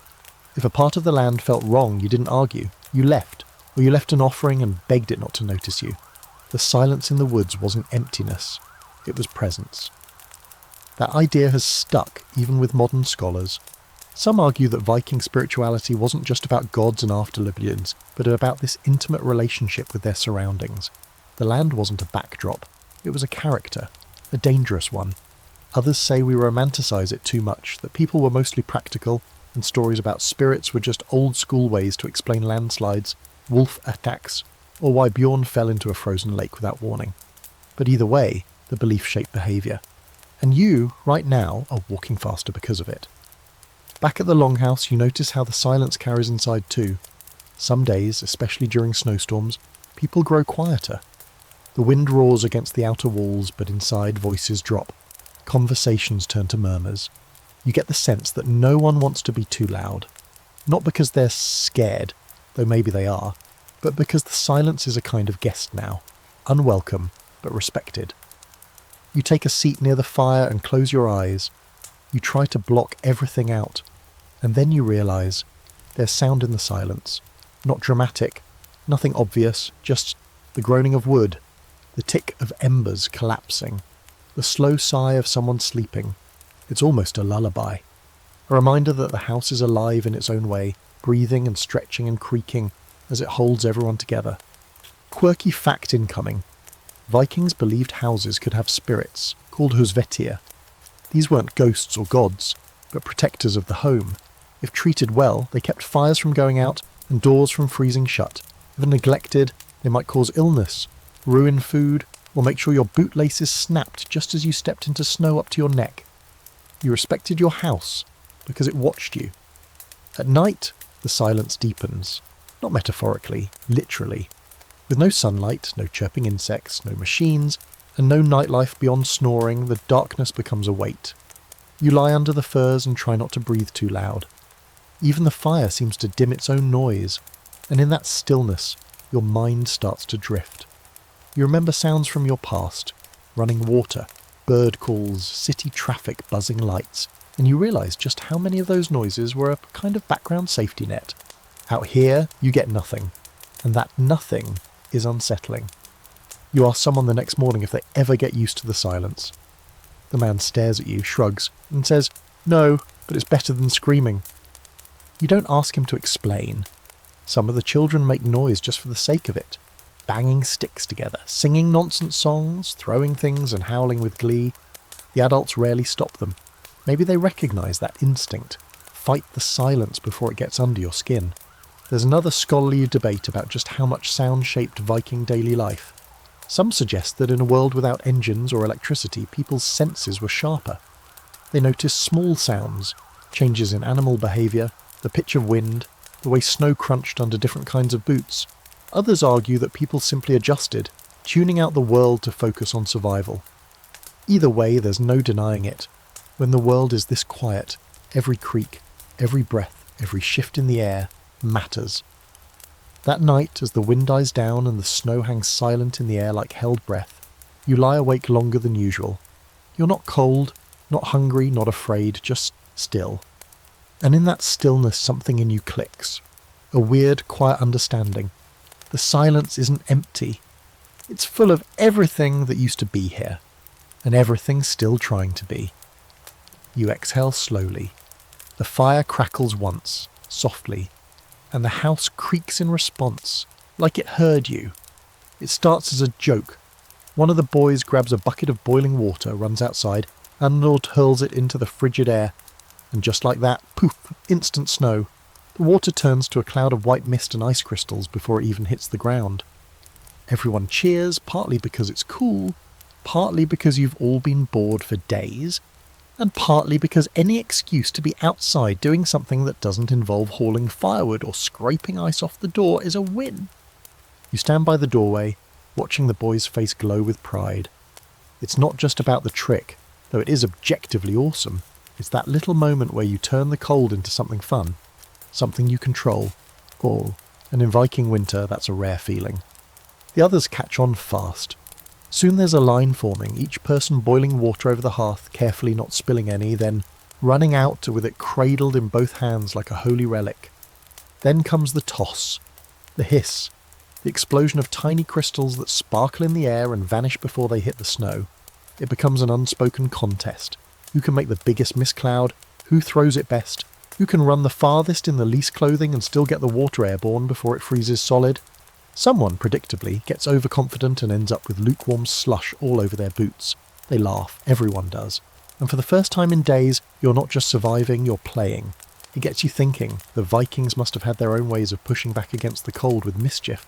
Not rebellion exactly, just little acts of defiance. Humour, stunts, stupid risks for the sake of a story.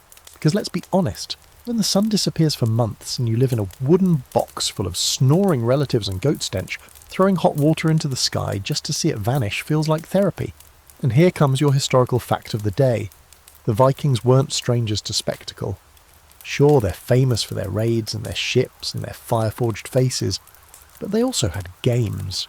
Physical competitions, endurance contests, and yes, even snow sports. Wrestling was big, Stone lifting, tug of war, some sagas even describe swimming in freezing water or racing barefoot across ice, not because they had to, because they could.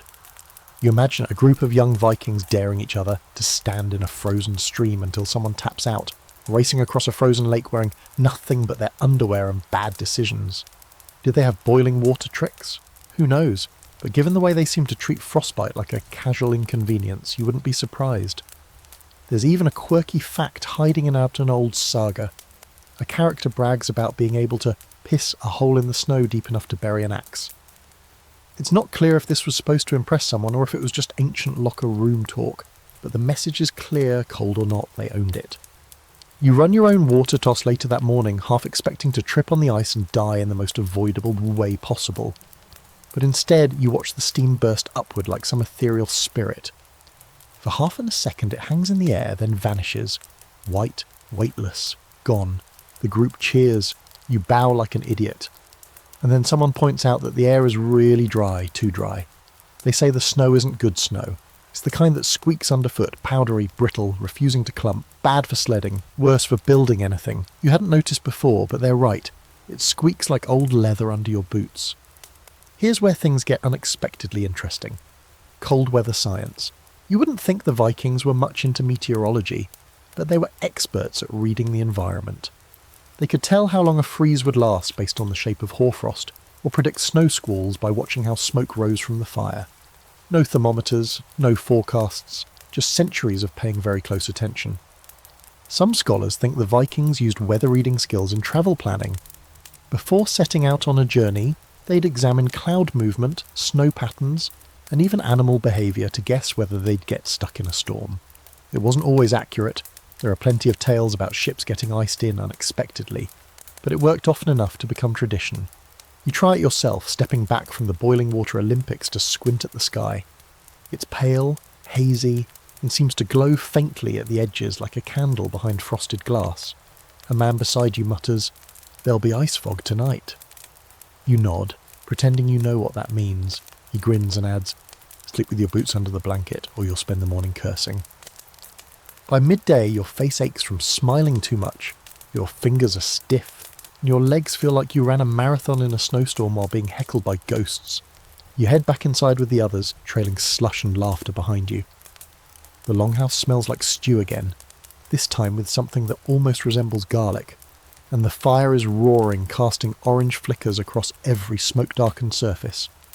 Later, as you sit by the fire nursing a bruised shin and thawing your gloves, someone mentions the coldest night they ever survived. Not a joke this time, real fear.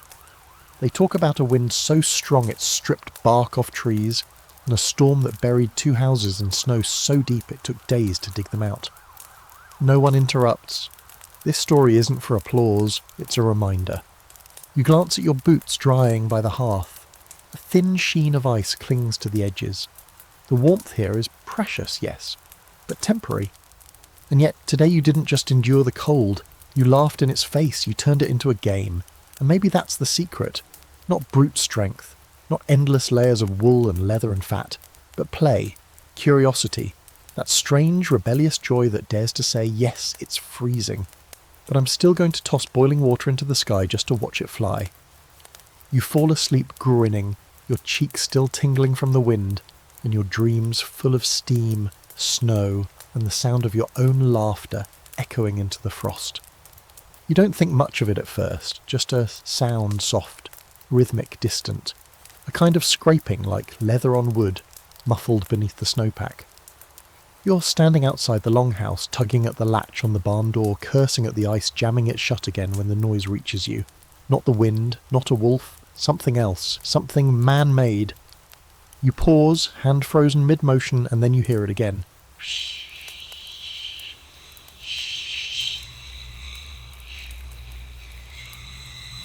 And then out of the trees they glide into view. Skiers, actual Viking skiers. They come in pairs, tall shapes hunched slightly forward, long wooden boards strapped to their feet, poles tucked under arms like spears. They move with eerie grace, no bouncing, no huffing, just a smooth gliding momentum that makes them seem half spirit, half human. Their cloaks ripple behind them, boots lash tight, and their breath steams like dragon smoke. You stand there slack-jawed as they pass, barely sparing you a glance. And then they're gone, slipping back into the forest like snow ghosts. You blink a few times and laugh under your breath. Of course the Vikings figured out how to travel across this frozen nightmare in style. You finally manage to wrench the barn door open and go about your chore, but the image of those skiers sticks in your brain all day. Back inside, you ask about them, and someone shrugs like it's the most normal thing in the world. Ski patrol, the woman says, not joking. They check traps, scout paths, visit other farms. You nod slowly, trying to process the idea of Viking winter patrols on skis. Then someone mentions they also hunt like that. Stealthy, fast, efficient. Try sneaking up on a deer in 3 feet of snow without skis. Good luck. The historical record backs it up. Viking-age Scandinavians were using skis for centuries before the rest of Europe caught on. There are even preserved ski fragments from as far back as 500 CE, with bindings and grooved undersides, primitive but clever. Skiing wasn't just for sport, it was transportation, warfare, survival, and not just in emergencies.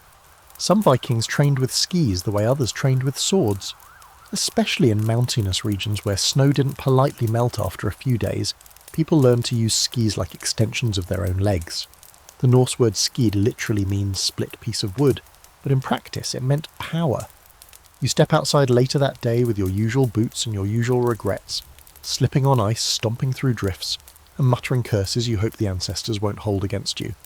That's when one of the ski patrol types spots you, nods, and, after a long silent appraisal, tosses a pair of old skis at your feet. No ceremony, no explanation, just a gesture that says, figure it out. You strap them on using a mess of leather and cold fingers. The first time you try to glide, you tip sideways and fall straight into a snowbank. The second time, same, but colder. By the fourth time, you're moving. Barely. You're wobbling like a deer on stilts, arms flailing, legs crossing in what can only be described as stylized chaos. But you're moving faster than you would on foot, and that counts as victory. One of the patrolmen skis past you backward, just to show off. He doesn't say anything. He doesn't have to. You spend the afternoon practicing, not because you were asked, but because something in you can't let this go. You want to move like they do, carving the cold, gliding like wind. You fall, you bleed a little, you swear a lot, but each time it gets a little easier. Back at the longhouse, your bruised knees and snow-stuffed gloves get you a mix of mockery and admiration. Someone offers you a drink, someone else offers you a boiled sock. You're not sure which is the joke. That night, as you thaw by the fire, you hear another story. This one about a Viking scout who travelled 30 miles on skis to warn a nearby village of a raid. They say he beat the attackers by half a day. The locals were ready, the raiders weren't. The scout didn't survive the battle, but his skis were preserved in the hall as a symbol of loyalty. Or maybe just to remind everyone that heroism sometimes looks like frozen blisters and bruised ribs. There's debate among historians about how widespread ski warfare really was. Some argue it was limited to specific regions, like the Sami of the far north, who were expert skiers long before the Vikings adopted the practice. Others think the Norse quickly adapted, integrating skis into patrol and defence strategies during winter months. Either way, it left an impression. Tales of ski warriors made it into the sagas, where characters raced across snowfields like winter gods. And here's the quirky fact of the day. Ski wax. Yes, really. Some Viking-era skiers used a kind of rudimentary wax made from animal fat or pine resin to reduce friction. It's not exactly Olympic-grade tech, but for its time, brilliant. If you're going to skate through blizzards like a ghost in a cloak, you might as well do it efficiently. As you peel off your boots later and inspect the damage, blisters, bruises, something that might be frostnip, you feel it again. That strange pride. You didn't master skiing in one day, of course not, but you got closer to the land, closer to the people who've been doing this their whole lives, closer to a version of yourself that doesn't panic every time your foot sinks into a snowbank. Tomorrow you'll try again, and maybe, just maybe, you'll be the one gliding past the longhouse next time. Breath misting in the air, skis whispering over the snow, looking like you were born to ride the ice. You wake in the dark and don't know what time it is. Could be midnight. Could be 4 in the afternoon. Time in winter has officially given up. The fire's low, casting long shadows across the rafters, and everyone around you is sleeping, sort of. Some snore, others mumble. A few lie motionless, eyes wide open, staring into the dark like they have been swallowed by it. You sit up slowly, feeling the ache in your back and the familiar chill nipping at your toes. You try to go back to sleep. You really do, but your mind's too loud. It runs in loops. Odd, dream-warped thoughts. Did you leave your boots too close to the fire? Did you dream about talking snow again?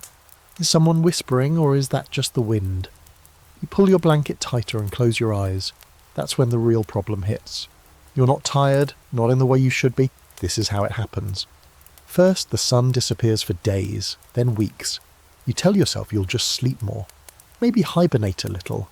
But instead, your rhythms collapse. You wake up at odd hours, can't sleep when you should, sleep too deeply when you shouldn't, and drift into weird, half-waking dreams full of shadows and snow and things with too many eyes. Welcome to Viking Insomnia, a lovely little bonus round in your winter survival game. And here's the unsettling twist. You're not alone. One man gets up and walks in circles around the longhouse. Not fast, just pacing like something's chasing him in his head. Another woman mutters softly to herself as she spins thread by firelight, her hands moving automatically while her gaze is somewhere far, far away. Even the animals seem off. The goats are restless. The dogs won't sleep through the night. You ask someone about it the next morning and they just shrug and say, "Winter dreams." You push a little. They shrug again. Too much dark. It confuses the mind. Then they walk away like that's a perfectly acceptable explanation for the collective unravelling of sanity. Turns out it kind of is. There's a growing theory among scholars that polar night living months of near-total darkness had a real effect on sleep and mental health. But back then, no science, no circadian rhythm charts, just intuition and superstition. If people started acting strange, no one diagnosed them. They told stories, blamed the spirits, made jokes, slept when they could, dreamed when they couldn't. And when dreams got strange, they paid attention. The sagas are full of visions that arrive in the night. Wolves stalking through shadows, women with wings instead of arms, great trees growing upside down from the sky. They weren't dismissed as dreams, they were omens, messages from gods or ghosts, and winter, especially the deepest part of it, was the most fertile ground for those visions. Sleep less, dream more. Not in the inspiring Instagram way, in the terrifying night sweat, wake-up screaming kind of way. You felt it already. Dreams where the longhouse is upside down, where the snow talks in a voice that sounds like your own, where someone keeps knocking on the door but no one ever opens it. You try to shake them off, but they cling like smoke. Quirky fact for you, berserkers, the infamous Viking warriors who fought in trance-like frenzies were said to get their power from visions, sleep deprivation or spirit possession. Some modern theories suggest they might have used altered states brought on by extreme fatigue, fasting, or certain herbs. One old poem even suggests that dreams of wolves and blood made a warrior stronger. So maybe your weird dreams are just prep work. You're halfway to berserker status already. Tonight you can't sleep again. So you get up. You step quietly over snoring bodies and push open the longhouse door. The cold hits you like a slap, but it wakes you up fully. Outside the world is quiet, but not dead. The sky is black, dotted with stars so sharp they look like they could slice you open if you stared too long. The snow reflects them, shimmering faintly like a mirror of the heavens. For a moment, it's beautiful. Then you realise what's missing. No moon, no wind, just silence and cold and you. You sit down in the snow, back against the wall of the house, and look up. Your breath curls into the sky and your thoughts drift with it. You remember voices from your dream, the one where you were underwater, but the water was made of light. The one where your grandmother's voice came from the fire. The one where your own shadow asked if you wanted to leave. You don't even know what time it is. Eventually the door creaks behind you. A woman steps out, older, wearing a cloak that looks like it was stitched from the night sky. She doesn't speak, just sits beside you, her boots crunching softly in the snow. After a while she says, "They call this wolf hour, the time between dreaming and waking." You nod. It feels like a truth, even if it's nonsense. Then she says, "If the dreams get too loud, breathe into the wind. It'll carry them away." You do it. Deep breath in, frost on your lips, then out long and slow like exhaling ghosts. Maybe it works, maybe not. But you feel a little lighter, a little more grounded in your freezing, sore, half-delirious body. She stands and goes back inside. You follow a moment later. Inside, the longhouse is still, but someone has added a second log to the fire. Its light feels softer now, like it's watching over you instead of just burning to stay alive. You lie down, and for once sleep comes quickly. And your dreams? They stay quiet for now. The ground is too hard to dig. That's the first problem. The second is that someone has died. You learn about it the same way everyone else does, quietly. A whispered word passed through the longhouse, a slow silence spreading over breakfast. One less bowl passed around. No crying, no wailing, no dramatic declarations, just a shared awareness. Heavy and calm, as if everyone had already made peace with the possibility and had simply been waiting for it to arrive. He was old, one of the elders, skin like birch bark, voice like gravel soaked in mead. You never knew his name, not really, just a blur of consonants you never quite caught.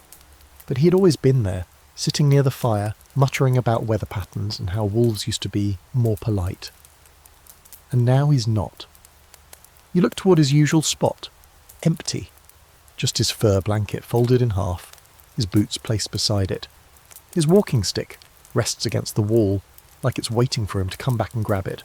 But he won't. Death doesn't pause for winter, and winter doesn't make it easier. In some ways, it makes it worse. There's no earth to receive the body, no soft soil to dig into, only frozen ground, hard as stone, locked in ice. Digging a grave in this season isn't just labour, it's punishment. So instead they build a cairn. A few men haul stones from the riverbank, stacking them with slow precision in the frozen clearing behind the longhouse. You watch from a distance, feeling the chill, pressed down heavier than usual. The body is wrapped in furs, carried on a wooden board. His face is covered. You don't see it. You don't want to. The burial is short, practical. A few words are spoken, low, rhythmic, more chant than speech. Someone lays a carved bone beside him, another places a knife. Not the good kind, not a raiding blade or a sword, just something simple for the journey, a token gesture. You half expect a dramatic send-off. Flaming ships, thunder, Valkyries. But this isn't a saga. This is survival. And even in death, people economise. Historical fact, in deep winter, Viking burials often adapted. Traditional ship burials or mound graves required resources, time, manpower, materials, that might not be available when the land was frozen solid. In places like Iceland, Greenland, or northern Norway, bodies might be stored in outbuildings, buried in shallow graves, or even laid beneath cairns until the spring thaw allowed for more proper interment. You wonder about that, about the people who died and just waited, frozen in the dark until the earth softened enough to take them in. How many longhouses kept their dead close for weeks, maybe months? Tucked away, wrapped in furs, given a corner like an honoured but very silent guest. Someone once told you that Vikings believed the soul lingered near the body after death. Not always, but sometimes, especially if the death was violent or sudden or lonely, which might explain the way no one walks too close to the cairn when it's done, or why someone mutters a protection charm into the fire that night without explanation. The air feels different now, not colder exactly, but quieter, like the world has acknowledged the loss and decided to leave space for it. Later that evening, you find yourself staring at the sky, thinking about what happens next. For him, for you, for everyone crammed into this frost-locked house. The Vikings didn't have a single idea of the afterlife. It wasn't just Valhalla or nothing. There was Helheim, the underworld for those who didn't die in battle. Cold shadowed, not evil, just distant. There was Folkvanga, Freya's field where noble souls might go. And there were other places too, some beautiful, some strange, some terrifying. The soul's path wasn't straight. It was a journey through myth. And yet the line between life and death didn't feel final in this world. People carved runes to keep memories alive. They passed down stories until they burned into your bones. The dead weren't gone. They were watching, waiting, maybe even judging your fire-making skills. You think of the old man's stories, the way he'd spit into the fire before he told one, the way he called the moon her and said she listened better than most people. You wonder if he knew this was coming, if he'd dreamed it, if he'd made peace with it months ago and was just waiting for the rest of you to catch up. Quirky fact of the day. Some Viking families left food and drink out for their dead relatives during Yule, offerings to invite them home for one night to listen to stories to warm themselves by the fire. Not ghosts exactly, just family. Returned, if only briefly.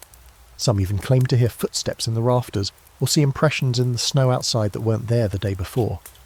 You glance at the rafter above the fire now, empty, but not lonely. The longhouse is quiet tonight. No sparring, no arguing. Even the children have toned it down. Grief here isn't loud. It's worn like another layer, in your posture, your breath, the way you stir the stew slower than usual. No one explains it. No one needs to. You wrap your blanket tighter and settle near the fire. The wind outside keens against the walls, but the hearth is warm and the coals glow steady. You stare at them until they blur, until they look like eyes, until they look like the same fire you've stared into for weeks, only now it sees you differently. Someone's missing, but you're still here. And in Viking winter, that's everything. There's a new cold now, not colder in temperature. The snow is still the same endless blanket, the wind still sharp as flint, but colder in feeling. The kind that sinks past your skin, past your muscles, all the way into your bones. The fire doesn't touch it. The furs don't stop it. You move through the day like a shadow of yourself, and you're not the only one. Everyone in the longhouse has slowed down. Eyes look duller, movements stiffer. The bursts of energy you saw during Yule have faded. Even the children have stopped chasing chickens for sport. This is the cold that kills fast. It doesn't make a sound. It doesn't announce itself with fanfare or screaming. It just settles. A silent predator. You could call it hypothermia if you were in the future and had a thermometer. But here it's just the moment your body stops trying. It starts with your fingers. They go numb so often you forget what they're supposed to feel like. Your toes too. You begin to move like your joints belong to someone else. And the worst part? Sometimes it feels good. A strange, dreamy warmth crawling up from your limbs to your chest. Like your body's telling you it's okay to lie down. Just rest, just sleep, let go. That's the trap. One man did. He went to check the snares before dawn, wrapped in every scrap of wool and fur he owned.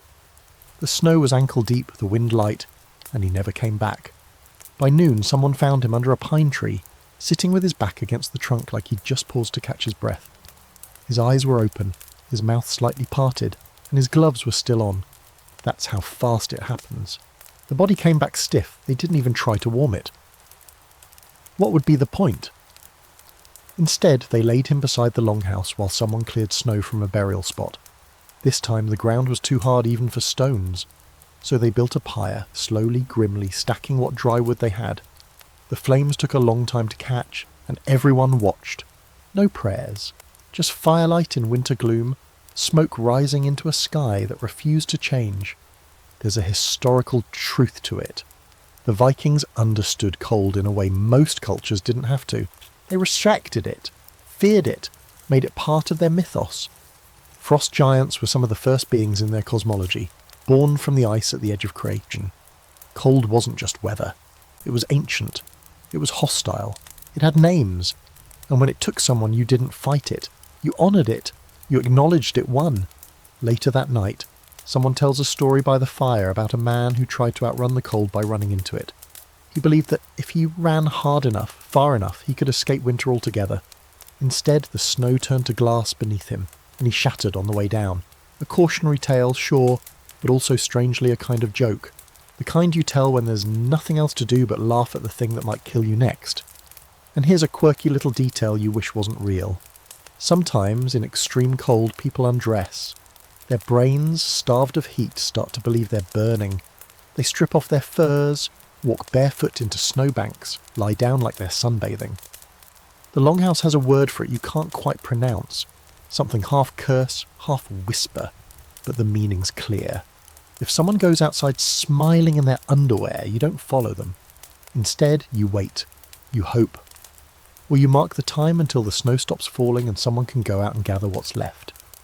You find yourself checking your own fingers more now, pinching your skin, tapping your feet. Anything to remind your body that it's here. You drink more broth, even when it tastes like bark. You sit close to the hearth, ignoring the smoke that stings your eyes. You wrap and unwrap your scarf until the friction burns. You pretend to read the lines of your palm like they'll tell you how much longer you've got. And you keep watch. On yourself. On the others. Because here's the thing no one says out loud. Most people don't die of drama in winter. Not from wolves, not from sword fights or spirits. They die because they stop trying. One little surrender at a time. Skip a meal.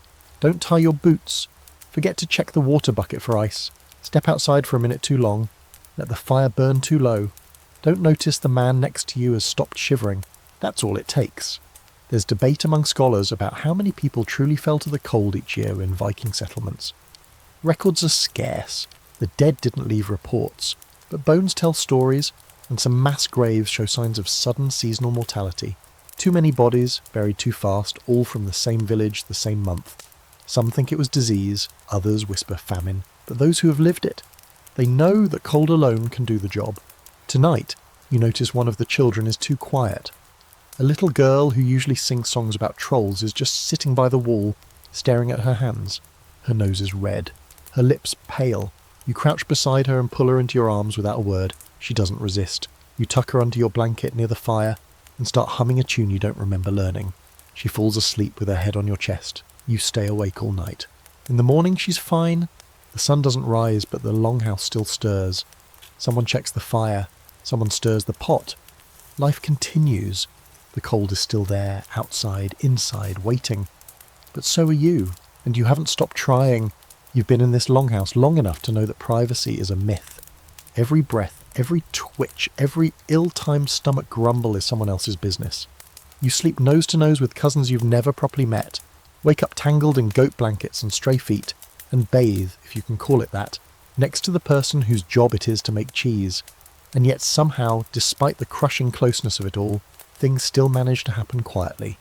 Take for all example, the affair brewing in the back corner of the longhouse. It starts with the way two people never quite make eye contact. Then the way they do. The way their hands brush just a moment too long when passing a cup of ale. The way one of them lingers a little too long by the fire after everyone else has gone to sleep. It's subtle, but not that subtle. Nothing can stay hidden forever in a room full of 20 people pretending not to listen. And honestly, who can blame them? The cold brings people together in ways that go beyond shared warmth and chores. When you've spent a month wrapped in the same damp wool and listening to the wind scream through the cracks in the roof, you start craving contact that isn't survival-based. Not just heat, but touch, connection. Someone who looks at you like you're more than just a walking pile of frostbitten toes. It's one of the strangest things about Viking winter. Even in the midst of all this death, hunger and frost, people still find room for love, or at the very least lust. Historically, the Vikings weren't shy about relationships, even in the coldest months. In fact, the long winters were often seen as prime time for matchmaking, both romantic and strategic. There was no planting to do, raiding season was on pause, so what better way to pass the time than by pairing off and keeping warm the old-fashioned way? Some marriages were arranged, of course, dowries negotiated, alliances forged, livestock exchanged, but others? They sparked under firs, over shared chores, during long nights of whispered storytelling and casual foot-to-foot contact under the communal blanket. The darkness gave people cover, gave them courage, and when the entire world outside is frozen and merciless, the heat of another person's breath can feel like salvation. There's a saying tossed around here, half serious, half dare. If you make it through one winter together, you'll survive anything. You're starting to see the logic. If two people can huddle side by side for weeks, sharing food, chores, dreams, and foot fungus, and still like each other, that's stronger than most battle-forged bonds. One night you catch the two back corner lovers sneaking out, bundled in cloaks, faces flushed with the kind of excitement that looks suspiciously like frostbite, but probably isn't. You pretend not to see. They return hours later, covered in snow, wearing matching grins that no one mentions. The fire pops once, like it knows something you don't. Quirky fact, in some Viking traditions, couples weren't considered fully married until they shared a bed for 8 nights, consecutively. If one partner left the bed for even one of those nights, the whole deal had to start over. Imagine trying to make that happen with 20 relatives snoring in the same room and a dog chewing on your boots. Now that's commitment. You overhear an older woman talking about binding nights, special days during Yule, when couples could sneak off for a bit of privacy. She says it like she's remembering something spicy and ancient. There are smirks, a few rolled eyes, but no one judges, because everyone here knows that sharing warmth isn't just about fighting the cold, it's about feeling human again. There's a scholarly debate about just how open Viking society was about sexuality. Some sources suggest they were surprisingly progressive. Women had rights to divorce, own property, and even choose lovers in certain cases. Others argue the sagas exaggerated or romanticised these freedoms, but what's clear is that winter didn't put life on hold, it just restructured it. And here's your historical nugget. Viking love poetry was a thing, and it wasn't subtle. Men and women composed verses full of fire and ice, longing and lust, many of which survive in skaldic poetry. Some of it was elegant, some of it was basically 9th century dirty talk. Either way, it proves that even in a world built on survival, there was room for softness. You find yourself watching people differently now, noticing how hands touch shoulders, how people laugh a little louder after brushing snow off each other, how one person always saves the warmest bowl of stew for another. There's a kind of economy to affection here. Nothing wasted. Every look, every lean, every shared breath is purposeful. And maybe you're not immune. You feel the hunger too, not just for food, but for closeness, for the press of another body against yours in a way that isn't necessity but choice. It sneaks up on you, soft and slow, like warmth returning to frost-numbed fingers. You catch yourself laughing more. You sit closer by the fire. You hold someone's gaze just a moment longer than usual. You remind yourself that this is temporary, that spring will come, that the snow will melt, that everyone will scatter again across farms and fjords and fishing boats, but for now, here, wrapped in fur and firelight, you are just a person, cold, tired and still alive, and someone else sees you, not as a burden or a body, but as something worth reaching for. You fall asleep that night, wrapped in shared blankets, your legs tangled with someone else's, your breath sinking as your dreams fold into theirs. And for once, the longhouse doesn't feel crowded. It feels full. You wake to a sound you haven't heard in what feels like years, dripping. Tiny, inconsistent, barely there, but unmistakable, drip, drip, drip. Not a leak in the roof, not the stew bubbling over the hearth, real, actual, natural melting. You sit up so fast your spine protests, but you don't care. You throw off the furs and scramble to the door, pushing past a groggy warrior still tangled in his own beard. Outside it's blinding, not bright exactly, there's no full sun, not yet, but the sky has shifted. The clouds are thinner, the light feels clearer. The snow still covers everything in thick, deep folds, but the edges of the drifts are softening. Ice clings to the eaves of the longhouse, but water trickles down their sides in lazy little streams. Even the trees look different, less like icy skeletons, more like actual plants again. Spring isn't here, not yet, but she's on her way, and the world knows it. Inside the longhouse, the mood has changed. It's subtle, just a hair lighter, a touch more laughter, a few more people humming as they stir pots or sharpen tools. You hear someone whistle. No one says why, but you all feel it. The end is coming. Not of winter entirely, but of the worst of it. You've made it through the long dark, or most of you have. One of the old women is still sick. She's been fading for days, her breath ragged, her skin pale and waxy. Someone says she saw too many winters. Others say she lost someone last season and never really came back. But she lies there quietly, wrapped in the same furs she once wove, and waits. No one cries. There's no energy for it. Just quiet care, wiping her lips, holding her hand, whispering sagas when she sleeps. Death even now doesn't stop the thaw, and here's your historical fact. In Old Norse calendars, the year was split into just 2 seasons, summer and winter. No spring, no fall. You were either freezing or farming, nothing in between. But they knew when the change was coming. They watched the melt patterns, the way birds returned, the way the snow loosened its grip. And when it did, everything shifted. Suddenly the longhouse is bustling. The farmers are digging out tools, the warriors are re-oiling armour. Someone's even fixing a fishing net. Everyone's planning, not aloud, not yet, but you can see it in their hands. They're thinking about what comes after. What they'll do once the roads unfreeze, once the fjords crack open and the boats can slip back into the water like hibernating beasts waking up hungry. You get swept into it too, chopping more wood than necessary, reorganising supplies that haven't moved in months, even checking your boots for holes. It's all premature, sure, but necessary. Hope needs a place to live, and right now it's nesting in every corner of the longhouse. And then there's the food. What's left is a game of math and prayer. You take inventory, counting sacks of barley, dried fish, the last bits of smoked meat. It's thin, you'll make it barely, but only if no one gets wasteful. That means more water, less stew, more foraging when the ground softens, fewer indulgent snacks. One of the goats is looking a little too plump, and the cook keeps eyeing it like he's already roasting it in his mind. But there's still a treat here and there. Someone unearths a jar of pickled something you don't dare identify. It smells like regret but tastes like triumph. There's laughter. Even the kids are louder again, running around the longhouse without getting immediately shushed. A toddler topples into a snowdrift and screams with glee instead of terror. You help him up, brushing snow off his face, and he grins like he's just discovered a new planet. There's a quirky old tale told during this time of year about a giantess who ate winter. She swallowed it whole, ice and all, and then sat in the sun until it melted in her belly.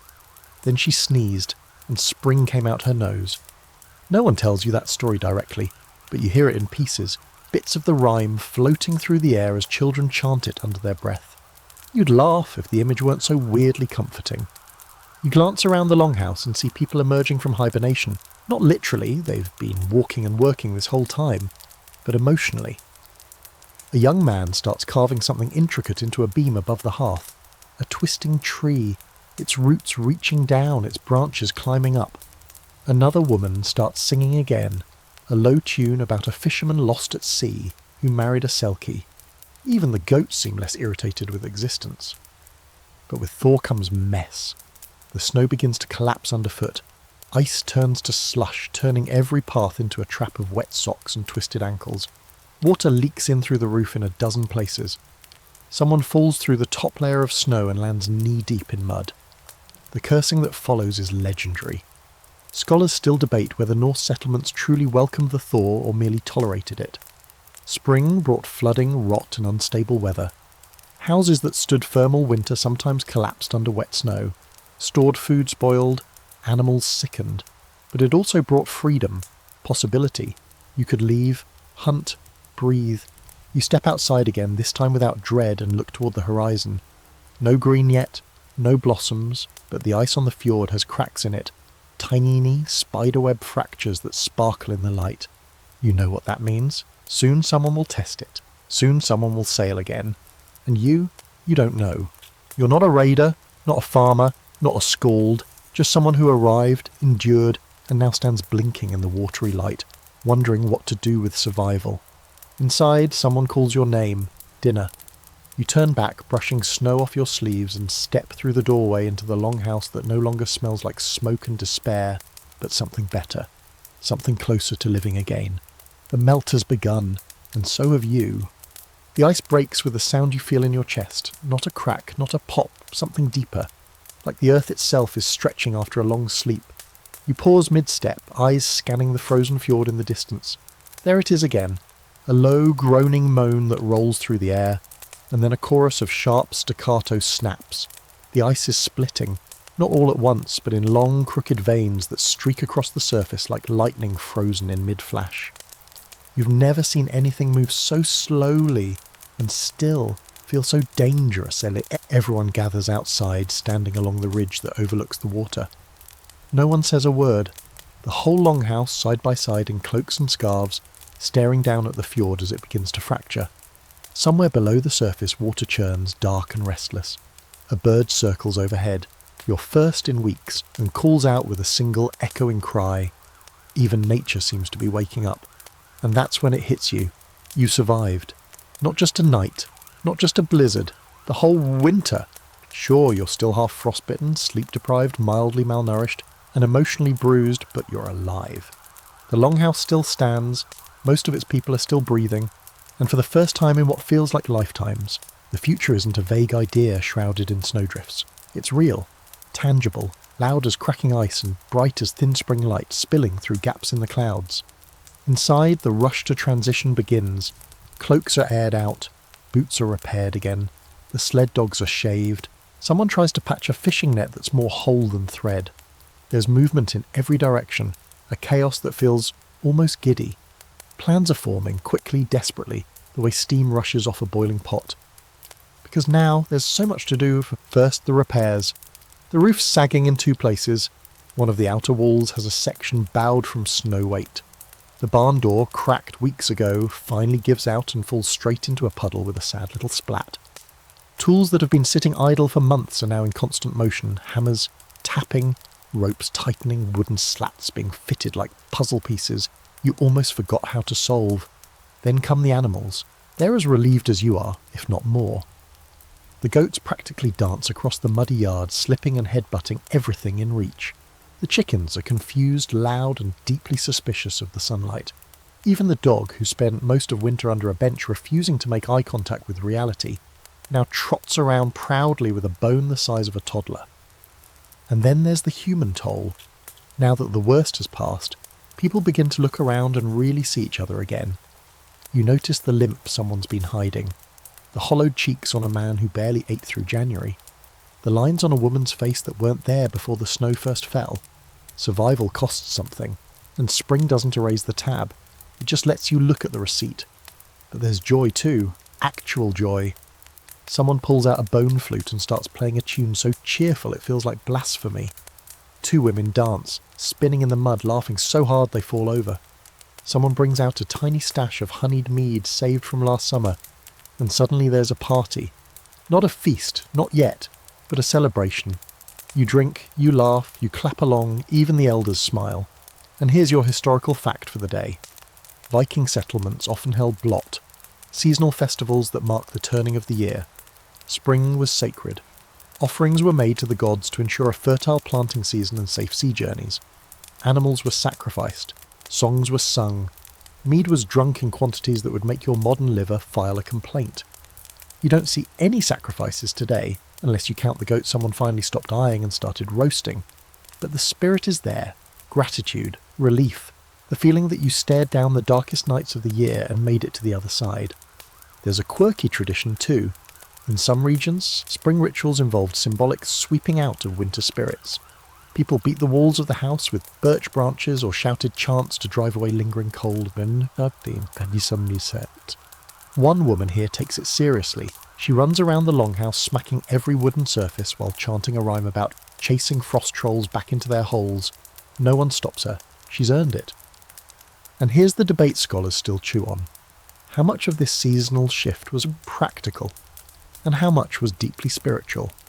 Some argue the Norse saw the end of winter as a divine reprieve, a reward for endurance, proof the gods hadn't abandoned them. Others believe the customs were just clever ways to reset the communal mind, to channel emotion and grief into ritual. But from where you're standing, watching people hug and dance and wipe mud from each other's cheeks, it's probably both. Later that night, after the mead's long gone and the fires burned low, you step outside one more time. The air is different now, less bite, more breath. The snow's soft under your boots, sinking with each step. The moon peeks through the thinning clouds, silver and patient. You look at the longhouse behind you. Its walls are smoke-darkened, its roof patched, its doorway crooked from months of frost. It's not pretty. It's not even fully functional, but it held. It sheltered you when the world froze over. And you, well, you're not the same person who walked in months ago.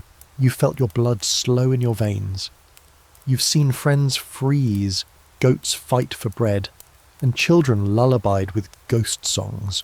You've sharpened blades, carved wood, cried quietly, and laughed when you shouldn't, and you made it. Tomorrow you'll plan, you'll help clean, you'll dig into mud and try to remember how things used to work. But tonight, just for now, you stand under the stars and let yourself feel something you haven't dared to name in weeks. Not just hope, pride. You didn't just witness how Vikings survived the coldest nights of the year. You lived it. The first green you see doesn't come from the ground. It comes from a scarf, an old faded strip of woven wool someone pulls from a chest at the back of the longhouse. It's bright in a way nothing has been for months, not dyed in winter's desperate earth tones, but in some long-forgotten shade of spring. Mossy, hopeful, alive. The woman who wears it doesn't say anything. She just drapes it over her shoulders and goes outside, her breath still misting in the air, her feet sinking into the slush like she doesn't care anymore. You follow her without meaning to. You just need to be where colour is. Outside, the world's still half frozen and soaked with meltwater, but the shape of the land is coming back. Humps and ridges you forgot about are starting to reappear. The black soil is softening at the edges of the longhouse. Tree trunks are dripping. Birds, not many, but enough to make your heart stutter, flit between branches, scouting, chirping cautiously like they're not quite sure this isn't a trap. You crouch near the edge of the longhouse and scrape the snow away with your hands. Cold mud meets your fingers. You smell it before you see it, that sharp, loamy scent of thawing earth. And there it is, one tiny, ridiculous sprout pushing up through the muck, barely a plant, more like an idea of a plant, but still a thing growing. You sit there for a long time, just watching it, a small green rebellion against the months of white. Inside, everyone is shifting gears. The winter tools are being stashed away, sled runners taken off, snowshoes stacked in corners, the bone needles used to repair wool being wrapped and stored. And new tools take their place, scythes, seed bags, shovels with cracked handles. The longhouse turns into a hive of forward-thinking noise. No more talk of surviving, now it's planting, sailing, rebuilding. You help dig trenches outside for water runoff, your hands blistering within the hour.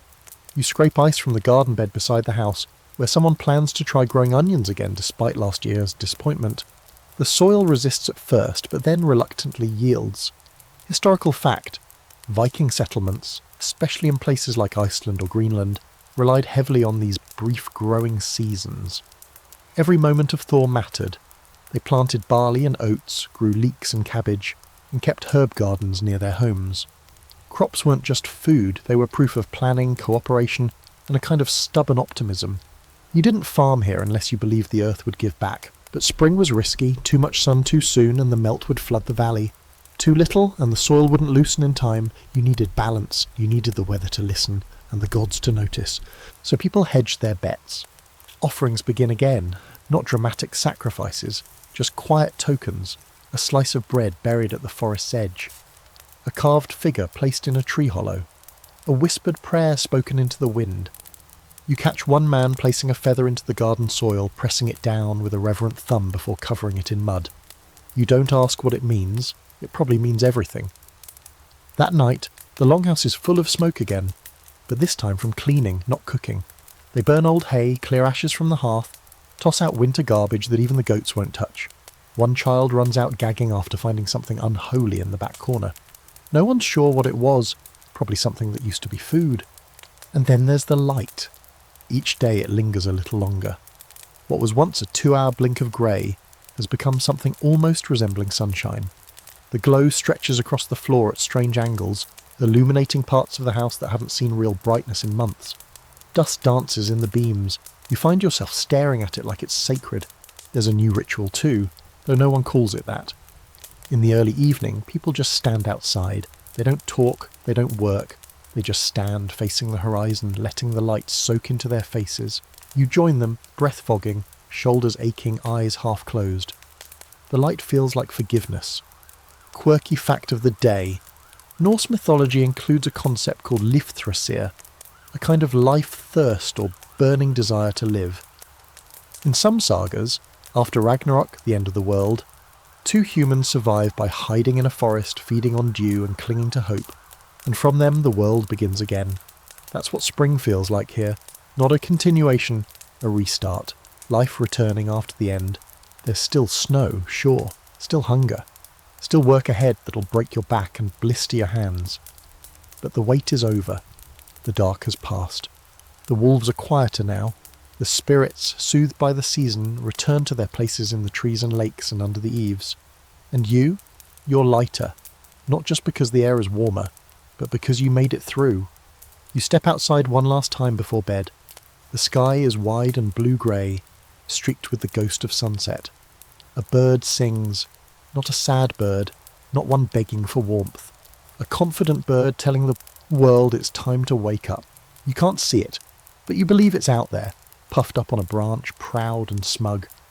The little green sprout you found this morning is still there. It's grown half an inch. You laugh. The wind carries it away gently. The longhouse door closes behind you. The fire crackles, not because it has to, but because it's comforting. Someone hands you a bowl of stew that tastes like spring onions and leftover salt pork. It's not gourmet, but it's hot, and you eat it with a new kind of hunger. Not the hunger of survival, the hunger of living. And for the first time in what feels like forever, you know tomorrow will be better than today. The house doesn't feel like a cage anymore. Now it feels like a memory. A thick, soaky, creaky memory made of wool and breath and frost and voices that still echo in the rafters when things go quiet. You've stepped outside more times in the past week than you did in all of January. The snow shrinks each day, and in its place, mud. Honest, messy, life-giving mud. Your boots are soaked through, your fingers are raw, and you've never felt more alive. You think back to that first night, how loud the wind was, how small the fire seemed, how you thought, there's no way I survive this, and you almost didn't. There were moments, the cold seeping into your bones, the silence that felt like drowning, the grief that never came with answers. But here you are.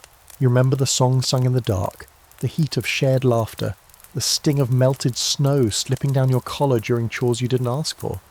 And most of all, you remember the quiet acts of care, a blanket shared, a story told, a meal portioned just slightly in your favour. No epic battles, no gods descending from the clouds, just people being kind in the dark. Now the birds are back, the rivers are running, the fjord, once a sheet of glass, moves again, and you move with it. So, as the season shifts and the world thaws open like a clenched fist, you take one last long look at the longhouse that taught you how to endure. You survived the coldest nights of the year, and somehow quietly you became part of the story.